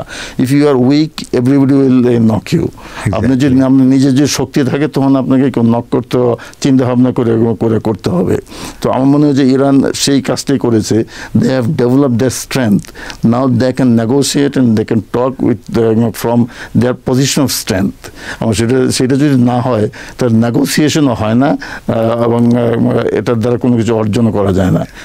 ইরান আমার যেটা মনে হয়েছে যে দীর্ঘদিন ধরে ওরা নিজেদের চেষ্টায় এবং নিজেদের আমি তো বলবো ওরা যেভাবে সারা পৃথিবী থেকে তাদেরকে যে বিচ্ছিন্ন করে দেওয়া হয়েছে, এটা একান্তইভাবে ওদের ইন্ডিজিনিয়াস ইন্টেলেকচুয়াল ক্যাপাবিলিটি, যার মাধ্যমে ওরা এই জিনিসটাকে অর্জন করেছে। জি, আপনি তো নিশ্চয়ই সচক্ষে দেখে এসেছেন যে এরা ক্ষেপণাস্ত্র শিল্পে এবং ড্রোন শিল্পে কতটা উন্নতি অর্জন করেছে। কিন্তু এদেশের সর্বোচ্চ নেতা সুপ্রিম লিডার যিনি, তার একটা ফতোয়া আছে যে ওনারা পরমাণু অস্ত্র তৈরি করবেন না, যদিও পাশ্চাত্য ব্যাপকভাবে তাদেরকে দোষারোপ করছে, আপনি জানেন, তাদের প্রতিনিধিত্ব আছে এখানে, তাদের তত্ত্বাবধানে সবকিছু অগ্রসর হচ্ছে। কিন্তু ওই যে বললেন, যদি তারা এটা ডেভেলপ করে, অনেকেই মুসলিম বিশ্বের অনেকেই কিন্তু সেটাও চান, এরা কিন্তু করেননি। কিন্তু যদি করার চিন্তা করেন, বিষয়টা কিভাবে চিন্তা করেন? এটা ডিপেন্ড করে, এটা তো এক পক্ষের খেলা না, it's matter world politics, world diplomacy. এখন যদি আদার সাইড যদি আপনার লাইন ক্রস করে, তখন তো ওদেরকেও তাদের ডিফেন্সের জন্য একটা কিছু করতে হবে। কাজেই যেমন আজকে গতকালকে যে পাকিস্তান ইন্ডিয়াতে যে ঘটনাটা ঘটলো, এইখানে যদি পাকিস্তান যদি পারমাণবিক শক্তির অধিকারী না হতো, পাকিস্তানের কাছে যদি 135টা পারমাণবিক বোমা না থাকতো, তাহলে ইন্ডিয়ান অ্যাকশনের অ্যাটিচিউডটা অন্যরকম হতো। পাকিস্তানও ইন্ডিয়ার সাথে যে সুরে কথা বলছে, সেই সুরে ওরা কথা বলতে পারতো না। তো কাজেই কোনো কোনো সময় সেটা প্রয়োজন হয়ে যায়। কিন্তু ইরানের উপরে আমি জানি, আপনারা জানেন যে প্রচণ্ড রকমের আন্তর্জাতিক প্রেশার আছে যাতে ওরা পারমাণবিক অস্ত্র ব্যবহার না করে, মানে অ্যাকোয়ার না করে। কিন্তু এটা খুবই দুর্ভাগ্যজনক, কারণ এখানে মধ্যপ্রাচ্যে ইসরায়েল হচ্ছে একটা বড় শক্তি, এবং ইসরায়েলের সাথে আশেপাশের দেশগুলোর মানে সংঘাতের সৃষ্টি হয়েছে। কিন্তু ইসরায়েল নিজে ইলিজিটিমেটলি, ইলিগালি ওরা আপনার পারমাণবিক শক্তি ধারণ করছে, পারমাণবিক অস্ত্র ধারণ করছে, কিন্তু তারা তাদের প্রতিপক্ষকে সেটা বারণ করছে। তো ঠিক আছে, পারমাণবিক অস্ত্র অবশ্যই মানব জাতির জন্য কল্যাণকর নয়, কিন্তু আমার মনে হয় যে ইরানের পক্ষে পারমাণবিক অস্ত্র ছাড়াও তাদের পক্ষে আরো অনেক কিছু করা সম্ভব। They have developed their strength. হ্যাঁ, এই যে ইসরায়েলের প্রসঙ্গটা যেহেতু এলে, তারা কিন্তু সকল আইন কানুনের ঊর্ধ্বে উঠে গেছে। আন্তর্জাতিক যত সংস্থা আছে তাদের কোনো আইনই কিন্তু তারা কেয়ারই করছে না একজন। তো এটার জন্য কি আসলে মুসলিম বিশ্বের কিছু করণীয় আছে বলে মনে করেন? এটার জন্য অবশ্যই মুসলিম বিশ্বের করণীয় আছে, এবং দুঃখজনকভাবে মুসলিম বিশ্ব কিছু করতে ফেল করেছে আমি বলবো। এটা আরও আগেই করা উচিত ছিল। তবে এখনকার পৃথিবীতে যে অবস্থা হয়েছে, ইন্টারন্যাশনাল যে ডিপ্লোমেসির যে ডেভেলপমেন্ট, এখন সেখানে আগে যে ইউনিলেটারাল যে ডিপ্লোমেসি ছিল, আসলে আমেরিকা কেন্দ্রিক যে বিশ্ব যে ধারা ছিল, সেটা তো আমরা দেখতেই পাচ্ছি সেটা এখন ভেঙে পড়ছে, এবং এটা খুব দ্রুতই ভেঙে পড়বে বলে আমার ধারণা। কারণ অল্টারনেটিভ যে শক্তিগুলো আছে, চায়না, রাশিয়া, তারপর আর অন্যান্য, ওরাও এখন আর আমেরিকাকে ফ্রি হ্যান্ড দিবে বলে আমার মনে হয় না। যার ফলে পৃথিবীতে একটা ব্যালেন্স, যেমন আগে আপনার 80 দশকের, গত শতাব্দী 80 বা 70 দশকের আগে সোভিয়েত ইউনিয়ন যখন ছিল, সোভিয়েত ইউনিয়ন ভালো করে খারাপ করে যাই হয়, কিন্তু একটা ওয়ার্ল্ড পলিটিক্স একটা ব্যালেন্স ছিল। তো সেই ব্যালেন্সটা তো নষ্ট হয়ে গেছে। তো এখন যে একক আধিপত্যের যে যোগ, সেটা আমার মনে হয় যে খুব বেশি দিন চলবে না। জনাব সামাদ, আপনার আলোচনায় পাকিস্তান প্রসঙ্গ, ভারত প্রসঙ্গ যদি এসেই গেল, আমি একটু জানতে চাইব আপনার কাছে যে এই ভারত পাকিস্তান উত্তেজনাটা যদি কন্টিনিউ করে, তাহলে উপমহাদেশের বাণিজ্য, অর্থনীতি, ইত্যাদি রাজনীতি, সব কিছুর উপরেই কী ধরনের প্রভাব পড়বে বলে আপনি মনে করেন? প্রথমত আমি মনে করি যে উত্তেজনাটা খুব বেশিক্ষণ লাস্টিং করবে না। বিকজ আমার মনে হয় না যে ভারতের নেতৃবৃন্দ বলেন বা পাকিস্তানের নেতৃবৃন্দ বলেন, ওরা এত ম্যাড হয়ে যায় নাই যে ওরা নিজেদের ধ্বংস ওরা নিজেরাই ডেকে আনবে, এবং তাদের কেউই, দুই পক্ষের কোনো পক্ষই cannot afford to continue this. কাজেই আমার মনে হয় যে এটা খুব দ্রুতই এটা একটা ইয়েতে আসবে, একটা সমঝোতা চলে আসবে, এবং এই উত্তেজনাটা হয়তো থাকবে না। সমস্যা তো আছে, সেই সমস্যা যুগ ধরে কাশ্মীর এবং অন্যান্য ইস্যু নিয়ে দুই দেশের মধ্যে সমস্যা চলছে, কিন্তু এই সমস্যাগুলো ওদেরকে আলোচনার মাধ্যমে একটা কোর্ডিয়াল এনভায়রনমেন্টে আসলে জিনিসটাকে সমাধান করতে হবে। ভারত যে কাজটা করলো, এটা একটু কেমন মনে হলো না? তারা পহেলগামের যে ঘটনাটা ঘটলো কাশ্মীরে, সেটার জন্য একচেটিয়াভাবে নিজেরাই আদালতে গেল, নিজেরাই রায় দিল, রায় দিয়ে সিদ্ধান্ত নিয়ে নিল। এটা একমাত্র ভারত পাকিস্তানের যে সম্পর্ক, এটা ঐতিহাসিকভাবেই এটাই ঘটছে। তো যখন পাকিস্তান কিছু থেকে অব্যাহতি পেতে যাবে, কিছু একটা তালগোল পাকাতে যাবে, ভারতের উপর দোষ চাপায় দেয়, আর ভারত পাকিস্তানের উপরে দোষ চাপায় দেয়। এটা এদেরই খেলা, আপনার গত যুগের পর যুগ এটা চলে আসছে। তবে এটা আমি মনে করি যে দুই দেশের মানুষের স্বার্থে, এই দেশের এবং উপমহাদেশের স্বার্থে, উপমহাদেশ সকল মানুষের স্বার্থে এই সমস্যাগুলোর সমাধান হওয়া উচিত। এবং তাদের এই সমস্যার জন্য এই রিজনটাতে অনেক কিছুই করা সম্ভব হচ্ছে না।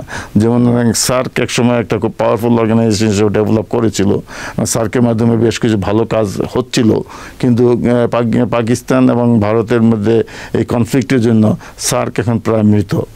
তো এখন ধরেন যেমন ইউরোপে আমরা যেটা দেখছি, ইউরোপিয়ান ইউনিয়নের মাধ্যমে একটা সমস্ত ইউরোপিয়ান রাষ্ট্রগুলোর মধ্যে একটা কমার্শিয়াল ইন্টিগ্রেশন হয়ে যাচ্ছে। তো সেখানে আমরা এখনো সেই 70 বছর 80 বছর আগের ইস্যু নিয়ে, পুরনো ইস্যু নিয়ে এখন আমরা নিজেরা এখনো মারামারি করতেছি। এটা তো খুবই দুঃখজনক। এবং এই অবস্থা থেকে এই উপমহাদেশের সকল মানুষের স্বার্থে বেরিয়ে আসা উচিত। আচ্ছা, এই কাশ্মীরের যে ব্যাপারটা আমরা যখন দেখি ইতিহাসে 1947-এ টু নেশন থিওরির ভিত্তিতে ভারতটা ভাগ হলো, তো সেখানে পাকিস্তান হলো মুসলমান অধ্যুষিত, হিন্দুস্তান থাকলো, ভারত থাকলে হিন্দু অধ্যুষিত, কিন্তু কাশ্মীরে তো 80% মুসলমান। তো সেইটা নিয়ে এই জঞ্জালটা কি? এটা হিস্টোরিক্যাল, আমাদের কি বলবো, এটা হিস্টোরিক্যাল কার্স, এটা আমাদের ঐতিহাসিক একটা দায়। এবং এটা ভারত পাকিস্তান যে ভাগাভাগি হলো, এর মধ্যে তো অনেক আনফেয়ার ডিলিংস হয়েছে। এটা আপনারা যারা ইতিহাসের খবর রাখেন আপনারা জানেন। এখানে কাশ্মীর, হায়দ্রাবাদ, জুনাগড়, তারপরে এমনকি বাংলা বিভাগের যে ঘটনাগুলো ঘটেছে, যেমন এখানে আসলে কলকাতাটা আসলে ইস্ট পাকিস্তান তৎকালীন পূর্ববঙ্গের সাথে থাকার কথা ছিল, কিন্তু সেটা হঠাৎ করে এটা বাংলা চলে গেল। মুর্শিদাবাদ পূর্ব বাংলার সাথে থাকার কথা ছিল, কিন্তু সেটা চলে গেল। কিন্তু আসলে হয়েছে কি, 47-এর যে পার্টিশনের যে ইয়েটা হয়েছে, এখানে অনেক কিছুই প্রকাশ্যে ঘটেছে, কিন্তু যত কিছু প্রকাশ্যে ঘটেছে তার চেয়ে অনেক বেশি পর্দার অন্তরালে ঘটেছে। এবং পর্দার অন্তরালে যে ঘটনাগুলো ঘটেছে সেটারই করুণ পরিণতি আজকে সেই 70-80 বছর পরেও আমরা এই উপমহাদেশের মানুষ আমরা সেই দায়টা আমরা টানছি। এটার সমাধান কি হতে পারে? এটার সমাধান এখন আসলে সারা পৃথিবীতে এখন আর রাষ্ট্র যে মানে ভৌগোলিক রাষ্ট্রের ঊর্ধ্বে উঠে এখন বিশ্ব মানবতার কথা বলা হচ্ছে, ওপেন ইকোনমির কথা বলা হচ্ছে। যেমন ইউরোপে যেটা হচ্ছে, ইউরোপে ফ্রান্স এন্ড জার্মানি বছরের বছর শতাব্দীর পর শতাব্দী ওরা যুদ্ধ করেছে। আপনার ইউরোপে আপনার বিভিন্ন গোত্র একজন আরেকজনের সাথে যুদ্ধ করেছে। এখানে ক্যাথলিক অ্যান্ড প্রটেস্ট্যান্টরা শতাব্দীর পর শতাব্দী ওরা যুদ্ধ করেছে। কিন্তু সেই যুদ্ধ করার পরে ওরা বুঝতে পেরেছে যে যুদ্ধ আসলে কারোর জন্য কোনো কিছু কল্যাণ বয়ে আনে না। যার শক্তি বেশি আছে তার যেমন ক্ষতি হয়, যার শক্তি কম আছে তারও ক্ষতি হয়, কিন্তু আলটিমেটলি দুজনে কেউই বেনিফিটেড হয় না। এটা সেই কয়েকশো বছরের যুদ্ধ করে ইউরোপিয়ানরা সেটা উপলব্ধি করতে পেরেছে। উপলব্ধি করতে পারার পরে এখন ওরা একটা শান্তিপূর্ণ সহাবস্থান এবং ওপেন ইকোনমি এবং মানুষের অবাধ চলাচল, এই সমস্ত জিনিসগুলো করে একটা জয়েন্ট ইকোনমি ডেভেলপ করার চেষ্টা করছে। তো আলটিমেটলি আমার মনে হয় যে এখন হোক বা আজ থেকে আরও 25 বছর বা 50 বছর পরে হোক, আমাদের দক্ষিণ এশিয়াকেও সেই ধরনের একটা কমন ইকোনমি এবং একটা কমন ইন্টিগ্রেশনের দিকে আপনাদেরকে যেতে হবে। সে নট নেসেসারিলি যে সব রাষ্ট্র এক হয়ে যাবে, কিন্তু রাষ্ট্রগুলো আলাদা থেকেও আপনার এই ধরনের ইন্টিগ্রেশন সম্ভব, যেটা আমি মনে করি। যেটা একবার কি জাতিসংঘের মাধ্যমে গণভোটের আয়োজনের একটা প্রস্তাব দেওয়া ছিল কাশ্মীরের ব্যাপারে, কিন্তু সেটা কার্যকর হয় নাই। জনাব সামাদ, আপনি নিজেই মিডিয়া ব্যক্তিত্ব এবং আপনার নিজের একটা চ্যানেল আছে, বাংলা টিভি, আমরা যত জানি। আমরা আপনাদের মিডিয়ার কল্যাণে জানতে পেরেছি, দেখতেও পেরেছি যে বাংলাদেশের সম্প্রতি ফিলিস্তিনের সমর্থনে বিশাল একটা গণমিছিল এবং প্রতিবাদ সমাবেশ হয়ে গেছে। এটা কি পুরো বাংলাদেশের গণমানুষের মানে আন্তরিকতার প্রকাশ বলে মনে করেন আপনি? বাংলাদেশে রাজনৈতিক দলগুলোর মধ্যে অনেক ধরনের বিবাদ আছে, তারা অনেক কিছু নিয়ে একজন একজনকে মানে ঘায়েল করার চেষ্টা করে। আমার মনে হয় এর মধ্যে সম্ভবত ফিলিস্তিন ইস্যুটা হচ্ছে ওয়ান অফ দ্য ইস্যু, যে ব্যাপারে বাংলাদেশের সমস্ত রাজনৈতিক দল, সমস্ত রাজনৈতিক ব্যক্তিত্ব কারোর মধ্যে কোনো বিরোধ নাই, এবং এই ব্যাপারে বাংলাদেশের প্রধান যে রাজনৈতিক দল আগে যারা ছিল, এখন যারা আছে কারোর মধ্যে এটা নিয়ে কোনো বিরোধ ছিল না। আর কদিন আগে যে ইয়েগুলো হয়েছে বাংলাদেশে ফিলিস্তিন, সারা পৃথিবীতেই একটা ফিলিস্তিন ডে হিসেবে উদযাপন করার একটা উদ্যোগ নেওয়া হয়েছিল, তারই অংশ হিসেবে বাংলাদেশেও করা হয়েছে। এবং যেটা আপনি বললেন সত্যিকারভাবে ম্যাসিভ গ্যাদারিং হয়েছে, এটা অনেকগুলা ইন্টারন্যাশনাল মিডিয়াতে খাবার হয়েছে। সেটার মাধ্যমে আসলে বাংলাদেশের মানুষের যে কি বলে মনের অবস্থা এবং তাদের যে অনুভূতি, সেটাই প্রকাশ পেয়েছে। এবং আমার মনে হয় যে এখানে দল মতের কোনো বিষয় না, এবং কোনো দলই এটার বিরুদ্ধে ছিল না। সমস্ত বাংলাদেশের মানুষ ফিলিস্তিনের জন্য মানে একতাবদ্ধ, এবং তারা তাদের ব্যাপারে সোচ্চার। আচ্ছা, এটাকে কি আমরা কিন্তু মনে করি যে মুসলিম বিশ্বের সমস্যা বা ইসলামের একটা বিষয়, এটা কি মানবিক একটা বিষয়? এটা তো অবশ্যই, এটা তো মুসলিম বিশ্বের সমস্যা তো বটেই, কিন্তু তার চেয়ে বড় এটা একটা হিউম্যান প্রবলেম, হিউম্যান ক্রাইসিস, মানে মানবিক সমস্যা, বড় ধরনের মানবিক বিপর্যয়। তো এটা থেকে এটা দায় যে শুধু মুসলমানদের সেটাও না, এটা সারা বিশ্বের মানবতার দায় এটা।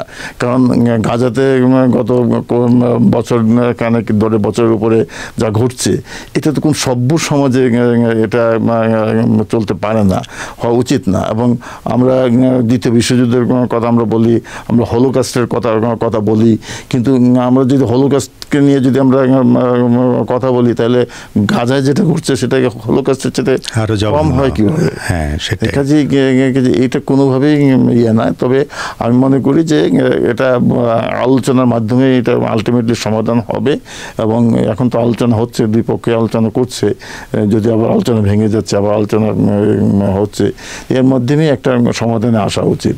কারণ এখানে ইসরায়েল যেহেতু এখানে একটা রাষ্ট্র হিসেবে প্রতিষ্ঠা পেয়েছে, ইসরায়েলকেও থাকতে হবে, আর এখানে ফিলিস্তিনরা এটা তাদের আদি ভূমি, তাদেরও সেখানে থাকতে হবে। কাজেই এই একটা কনফ্লিক্টিং একটা পপুলেশন কীভাবে এখানে শান্তিতে বাস করতে পারে, সেটার জন্য কী ধরনের বাধ্যবাধকতা, কীভাবে আইন কানুন কী হওয়া উচিত, সেটা নিয়ে আসলে সারা পৃথিবীর মানুষ সচেতন, রাষ্ট্রগুলোকেই কাজ করা উচিত। আপনি এই যে হলোকাস্টের প্রসঙ্গটা এনলেন, হলোকাস্টের কারণেই কিন্তু ইসরায়েলিদের এখানে আসা, এবং ফিলিস্তিন ভূখণ্ডে তাদেরকে এক ধরনের অতিথি হিসেবে, একটা মানবিক দায়িত্ব হিসেবে তাদেরকে থাকতে দেওয়া হবে। এখন তারা রাষ্ট্রের দাবি করছে, অথচ ফিলিস্তিনিদেরকে কিন্তু রাষ্ট্রের মর্যাদা দেওয়া হচ্ছে না। এটা দুঃখজনক। এটা কোন মানব গোষ্ঠীকে কি আপনি ডিসপ্লেসড করতে পারেন না পৃথিবীতে। এটা কোনো আন্তর্জাতিক আইন বা পৃথিবীর জাতিসংঘের কথা বলছেন আপনি, জাতিসংঘ বলেন বা বিভিন্ন মানবাধিকার সংস্থা আছে, কোনো আইনে বা কোনো ইয়েতে এটা অ্যালাউ করে না। কিন্তু তারপরেও আমাদের চোখের সামনে এটা বছরের পর বছর, যুগের পর যুগ ধরে এটা ঘটে যাচ্ছে। তো এটা নিয়ে আমরা কিছু করতে পারছি না। পৃথিবীর শান্তিকামী মানুষ তারাও কিন্তু করতে পারছে না। এটা খুবই দুঃখজনক। এই গেল সপ্তাহেও কিন্তু আপনার এই যে মানবাধিকার সংস্থা আপনার এই ফ্লোটিল্লার দুটি ত্রাণবাহী জাহাজের উপরে হামলা চালালো, এটা কি তারা নতুন কোনো মানে স্ট্র্যাটেজি নিল কিনা যে না খেয়ে মেরে ফেলা হবে সবাইকে? হ্যাঁ, একটা এখানে প্রেশার ক্রিয়েট করার জন্য তো ওরা নানা ধরনের ট্যাকটিক্স ওরা অ্যাপ্লাই করছে, এবং তাদেরকে ফুড ক্রাইসিসে ফেলে তাদেরকে তাদের যে শর্ত, ইসরায়েল যে শর্তে যুদ্ধবিরতি করতে চাচ্ছে, সেই শর্তে তাদেরকে বাধ্য করা, সেটা একটা স্ট্র্যাটেজি তো ওদের থাকবে, কিন্তু ওদের আছেই।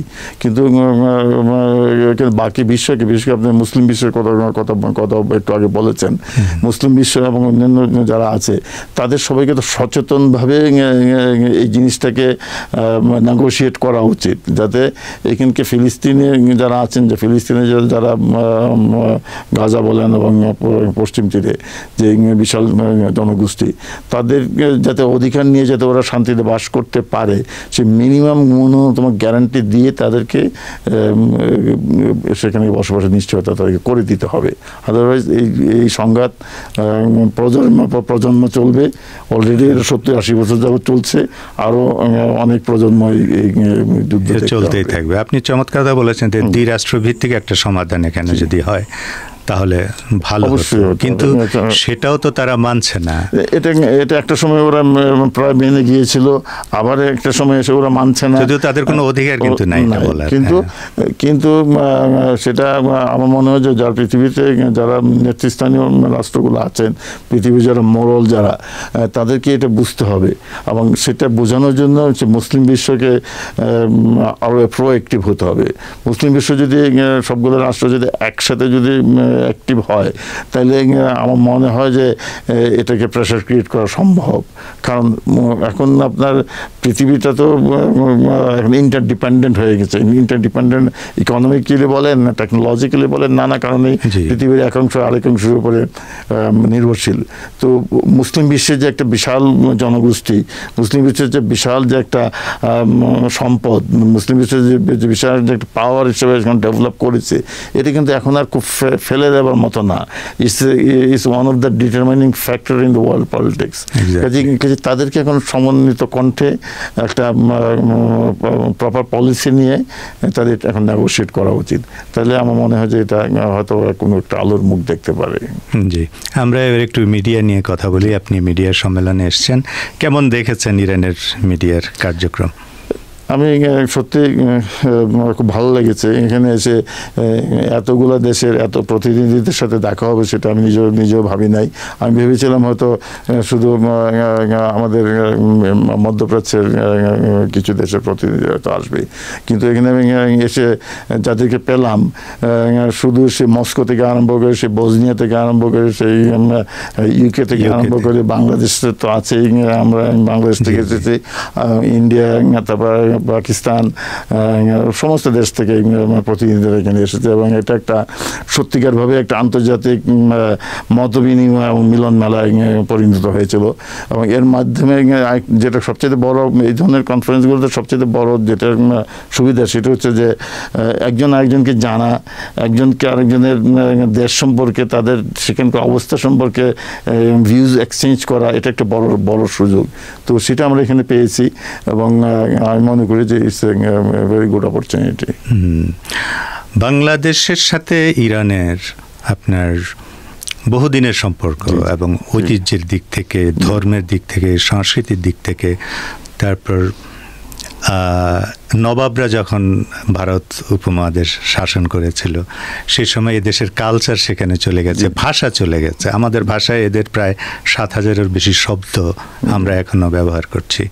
তো এই যে অভিন্নতা, এই অভিন্নতাকে মানদণ্ড ধরে দু দেশের মধ্যে কিভাবে একটা সুসম্পর্ক মিডিয়া জগতে গড়ে তোলা যায়, যেহেতু আপনি মিডিয়া ব্যক্তিত্ব? এটা আমার মনে হয় যে অবশ্যই মিডিয়ার মাধ্যমে এটা একটা ইনিশিয়েটিভ হতে পারে। এবং আপনি যেটা বললেন, খুব রাইটলি বলেছেন যে আপনার বাংলাদেশের সাথে ইরান এবং পারস্যের যে কালচারাল, রিলিজিয়াস অ্যান্ড কালচারাল যে টাইজ, এটা অনেক পুরনো। এবং বাংলাদেশে আমার যতটুকু মনে পড়ছে, খুব সম্ভবত এটা 1935 পর্যন্ত Parsi was the state language of India, Parsi. এবং আমাদের পূর্বপুরুষেরা, আমার দাদার ওনারা কিন্তু খুব ভালো ফার্সি বলতে পারতেন, কারণ ওনারা ফার্সিতে পড়াশোনা করেছেন। কিন্তু আস্তে আস্তে পরে সেই টাইজগুলো হয়ে গেছে, নষ্ট হয়ে গেছে।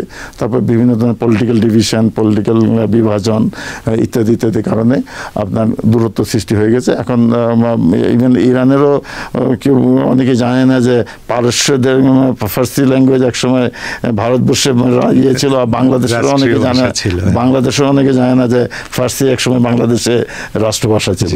তো সেটা আমাদের ইতিহাস যারা খোঁজ রাখেন তারা তো সেটা জানেই, কিন্তু আমার মনে হয় যে এর মধ্যে দিয়ে আমাদের একটা ঐতিহাসিক যুগসূত্র আমাদের গড়ে উঠেছে। যেমন আমি গতকাল পরশুদিন ইয়েতে গিয়েছিলাম আপনার সিনেমা মিউজিয়ামে।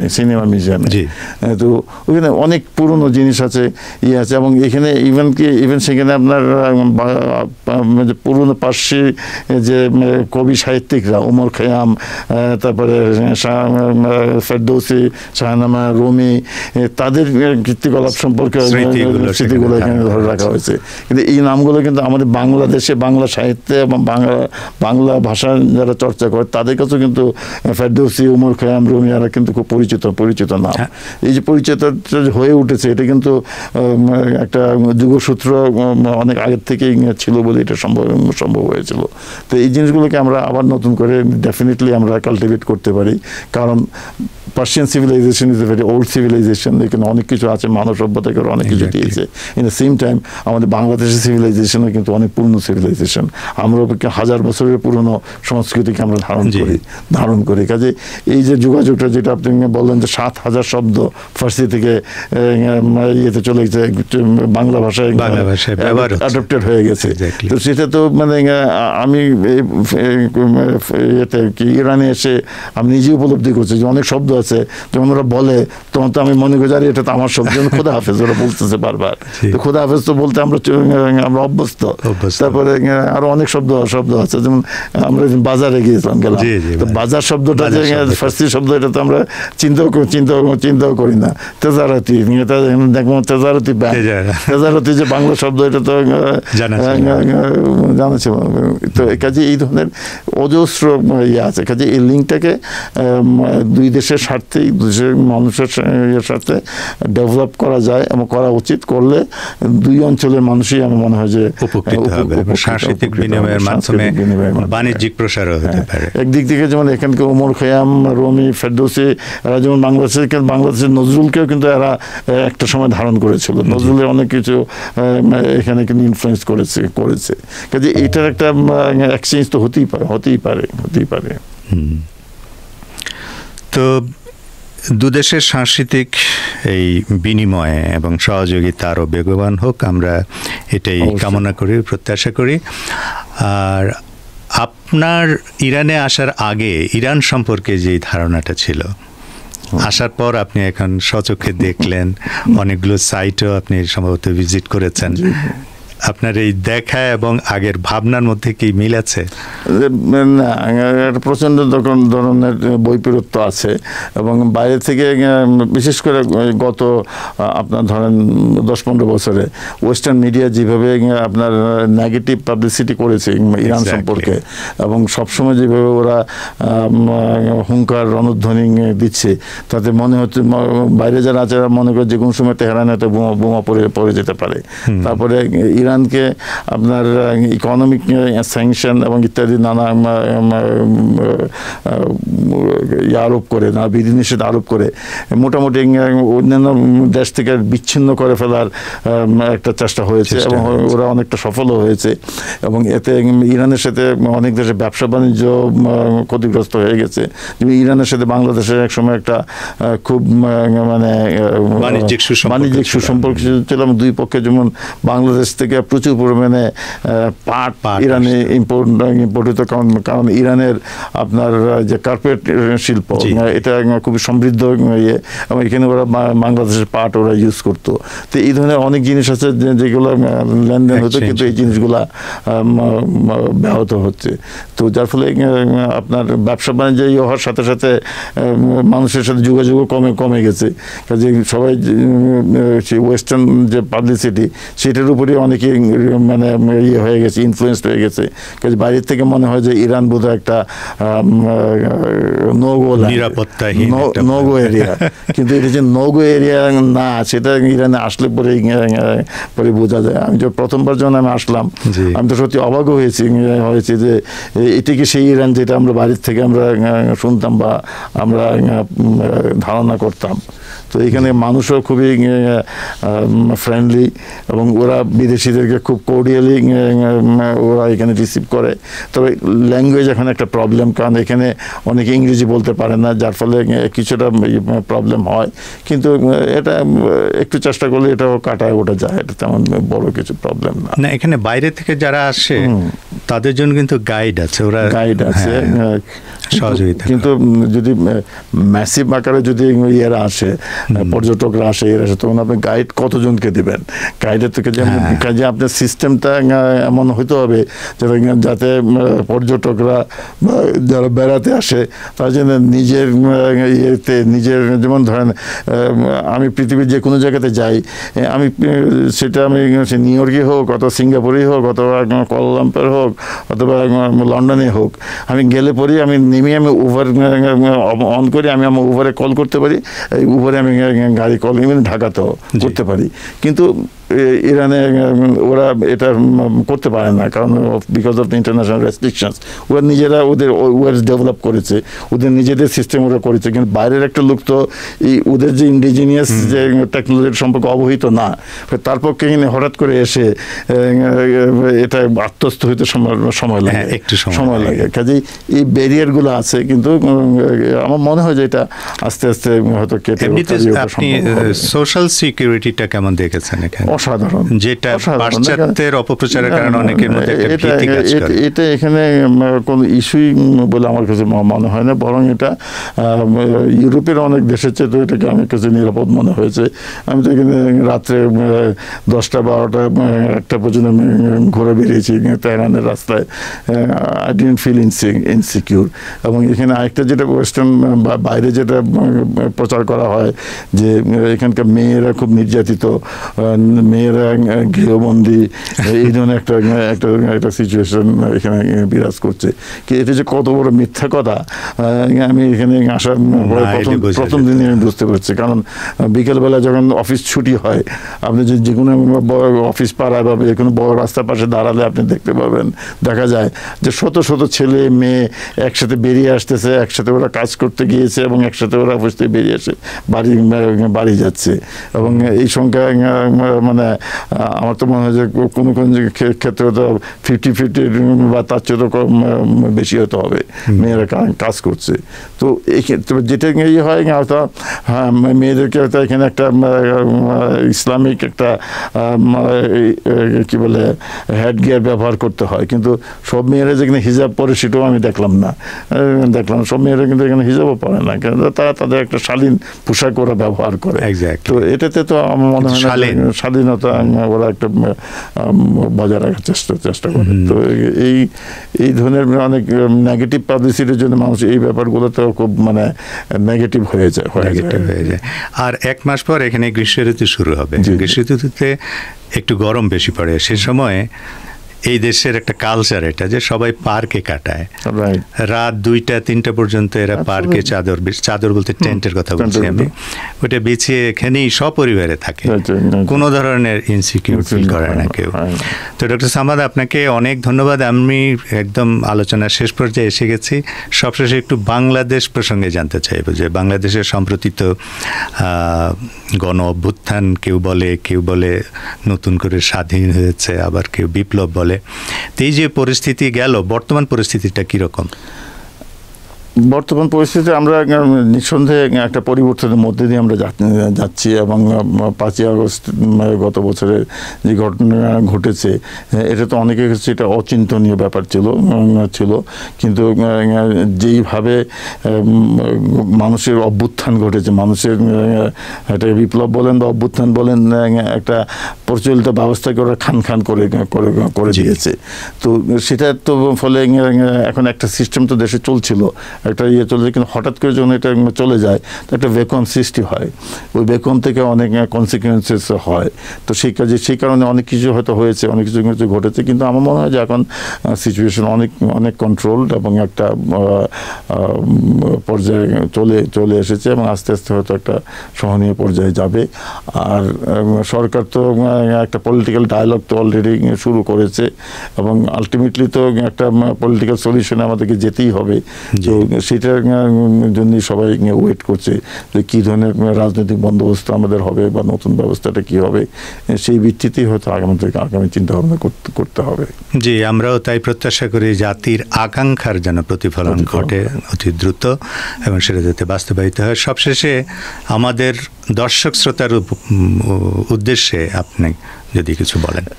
আমি আপনাদের দর্শক শ্রোতা যারা বাংলাদেশের বাইরে যারা আছেন, যারা শুনছেন, তাদের কাছে আমি বলবো যে আমি নিজেও একজন প্রবাসী। আমি দীর্ঘদিনে বিলেতে ছিলাম, সেখানে আমি টেলিভিশন করেছি, এখন বাংলাদেশে গিয়ে আবার টেলিভিশন করছি। ইউকেতে আপনার বাংলা টেলিভিশন আছে? ইউকেতে বাংলা টিভি শুরু করেছিলাম 1999-এ। যে প্রবাসী আমরা যারা আছি, আমরা প্রবাসী থেকে বাংলাদেশের জন্য অনেক কিছু করার আমাদের সুযোগ আছে। আমরা যদি চাই আমরা করতে পারি, এবং যারা আমরা প্রবাসে থাকি তাদের এমনভাবে বিহেভ করা উচিত, এমনভাবে আমাদের কাজকর্ম করা উচিত যাতে আমাদের নিজের কমিউনিটি এবং আমাদের দেশের যাতে মুখ উজ্জ্বল হয়। আর বাংলাদেশে যারা আছেন তাদের প্রতি আমার একটাই ইয়ে থাকবে যে বাংলাদেশ এখন একটা নতুন পর্যায়ে একটা যুগ সন্ধিক্ষণের মধ্যে দিয়ে আমরা আগায় যাচ্ছি। তবে আমি আগামী দিনে সুন্দর ভবিষ্যতেরই আমি প্রত্যাশা করি এবং স্বপ্ন দেখি, এবং আমি আশা করি, আমি আশাবাদী মানুষ। আমি আশা করি যে এই যে এখনকার যে অবস্থা, কনফিউশন অ্যান্ড কনফ্লিক্টিং সিচুয়েশন, এটা আমরা ওভারকাম করবো এবং একটা পার্মানেন্ট স্থায়ী এবং জনবান্ধব একটা ব্যবস্থার দিকে আমরা যেতে পারবো ইনশাআল্লাহ। ইরানের চিকিৎসা সেবা খাতটা কিন্তু যথেষ্ট উন্নত, এবং এদেশে যেহেতু আর্যদের দেশ, অনেক ঐতিহ্যবাহী প্রাচীন সভ্যতার একটা দেশ, এদেশে দেখার মতো, ঘুরে দেখার মতো সুষ্ঠু একটা পরিবেশ আছে, কিন্তু অপপ্রচারের কারণে অনেকেই ভয় পায় আসতে। এই দুটো বিষয়ে আপনার কি বার্তা থাকবে? আমার মনে হয় যে এখন যারা এতদিন অপপ্রচারের শিকার হয়েছেন তাদেরকে এখন সত্যিকারের ইনফরমেশনগুলো কালেক্ট করা উচিত, এবং কাউকে আপনার বিশ্বাস করা দরকার নেই। এখন তো এটা ওপেন ইনফরমেশনের যুগ, একটু ঘাটাঘাটি করলেই কিন্তু রিয়েল স্টোরিটা বের করে নিয়ে আসা যায়। কাজেই আমার মনে হয় যে এখন যারা ইরানে আসতে চান তারা নিরাপদে নিশ্চিন্তেই আসতে পারেন, এবং এখানে যেটা চিকিৎসার কথা বললেন, চিকিৎসা অবশ্যই এখানে একটা উন্নত ধরনের চিকিৎসা ব্যবস্থা আছে, এবং বাংলাদেশে আমাদের যেহেতু চিকিৎসা ব্যবস্থাটা এখনও ততটা উন্নত হয় না, আমাদের একটা রিকোয়ারমেন্টসও আছে। কাজে এটার মধ্যে একটা সমন্বয় হতেই পারে। কাজে এখানে এসে আপনার এখানকার সুযোগ সুবিধা নেওয়া এবং দুটার মধ্যে একটা সমন্বয় করা আমার মনে হয় যে এখন ভালো সময়। জি, জনাব সৈয়দ সামাদুল হক, আপনি আপনার অনেক ব্যস্ততা আমি জানি, সেই ব্যস্ততার ফাঁকে আমাদের স্টুডিওতে এসে এই খোলা দৃষ্টিতে আপনি সময় দিয়েছেন, সেই জন্য ইরান রেডিওর পক্ষ থেকে অনেক অনেক শুভেচ্ছা আপনাকে, অনেক অনেক কৃতজ্ঞতা। দর্শক শ্রোতাদেরকে আমার শুভেচ্ছা এবং অভিনন্দন। দর্শক মণ্ডলী, খোলা দৃষ্টিতে আপনারা এতক্ষণ শুনলেন ডক্টর জনাব সৈয়দ সামাদুল হক সাহেবের বিস্তারিত অভিজ্ঞতার বর্ণনা। আশা করি ভবিষ্যতেও আপনারা আমাদের প্রোগ্রামে উপস্থিত হয়ে আমাদের সমৃদ্ধ করবেন। অনেক অনেক ধন্যবাদ আমাদের সাথে থাকার জন্য। শ্রোতা বন্ধুরা, বিশ্ব সংবাদে এই ছিল আমাদের সর্বশেষ আয়োজন। সঙ্গে থাকার জন্য আপনাদের সবাইকে অসংখ্য ধন্যবাদ।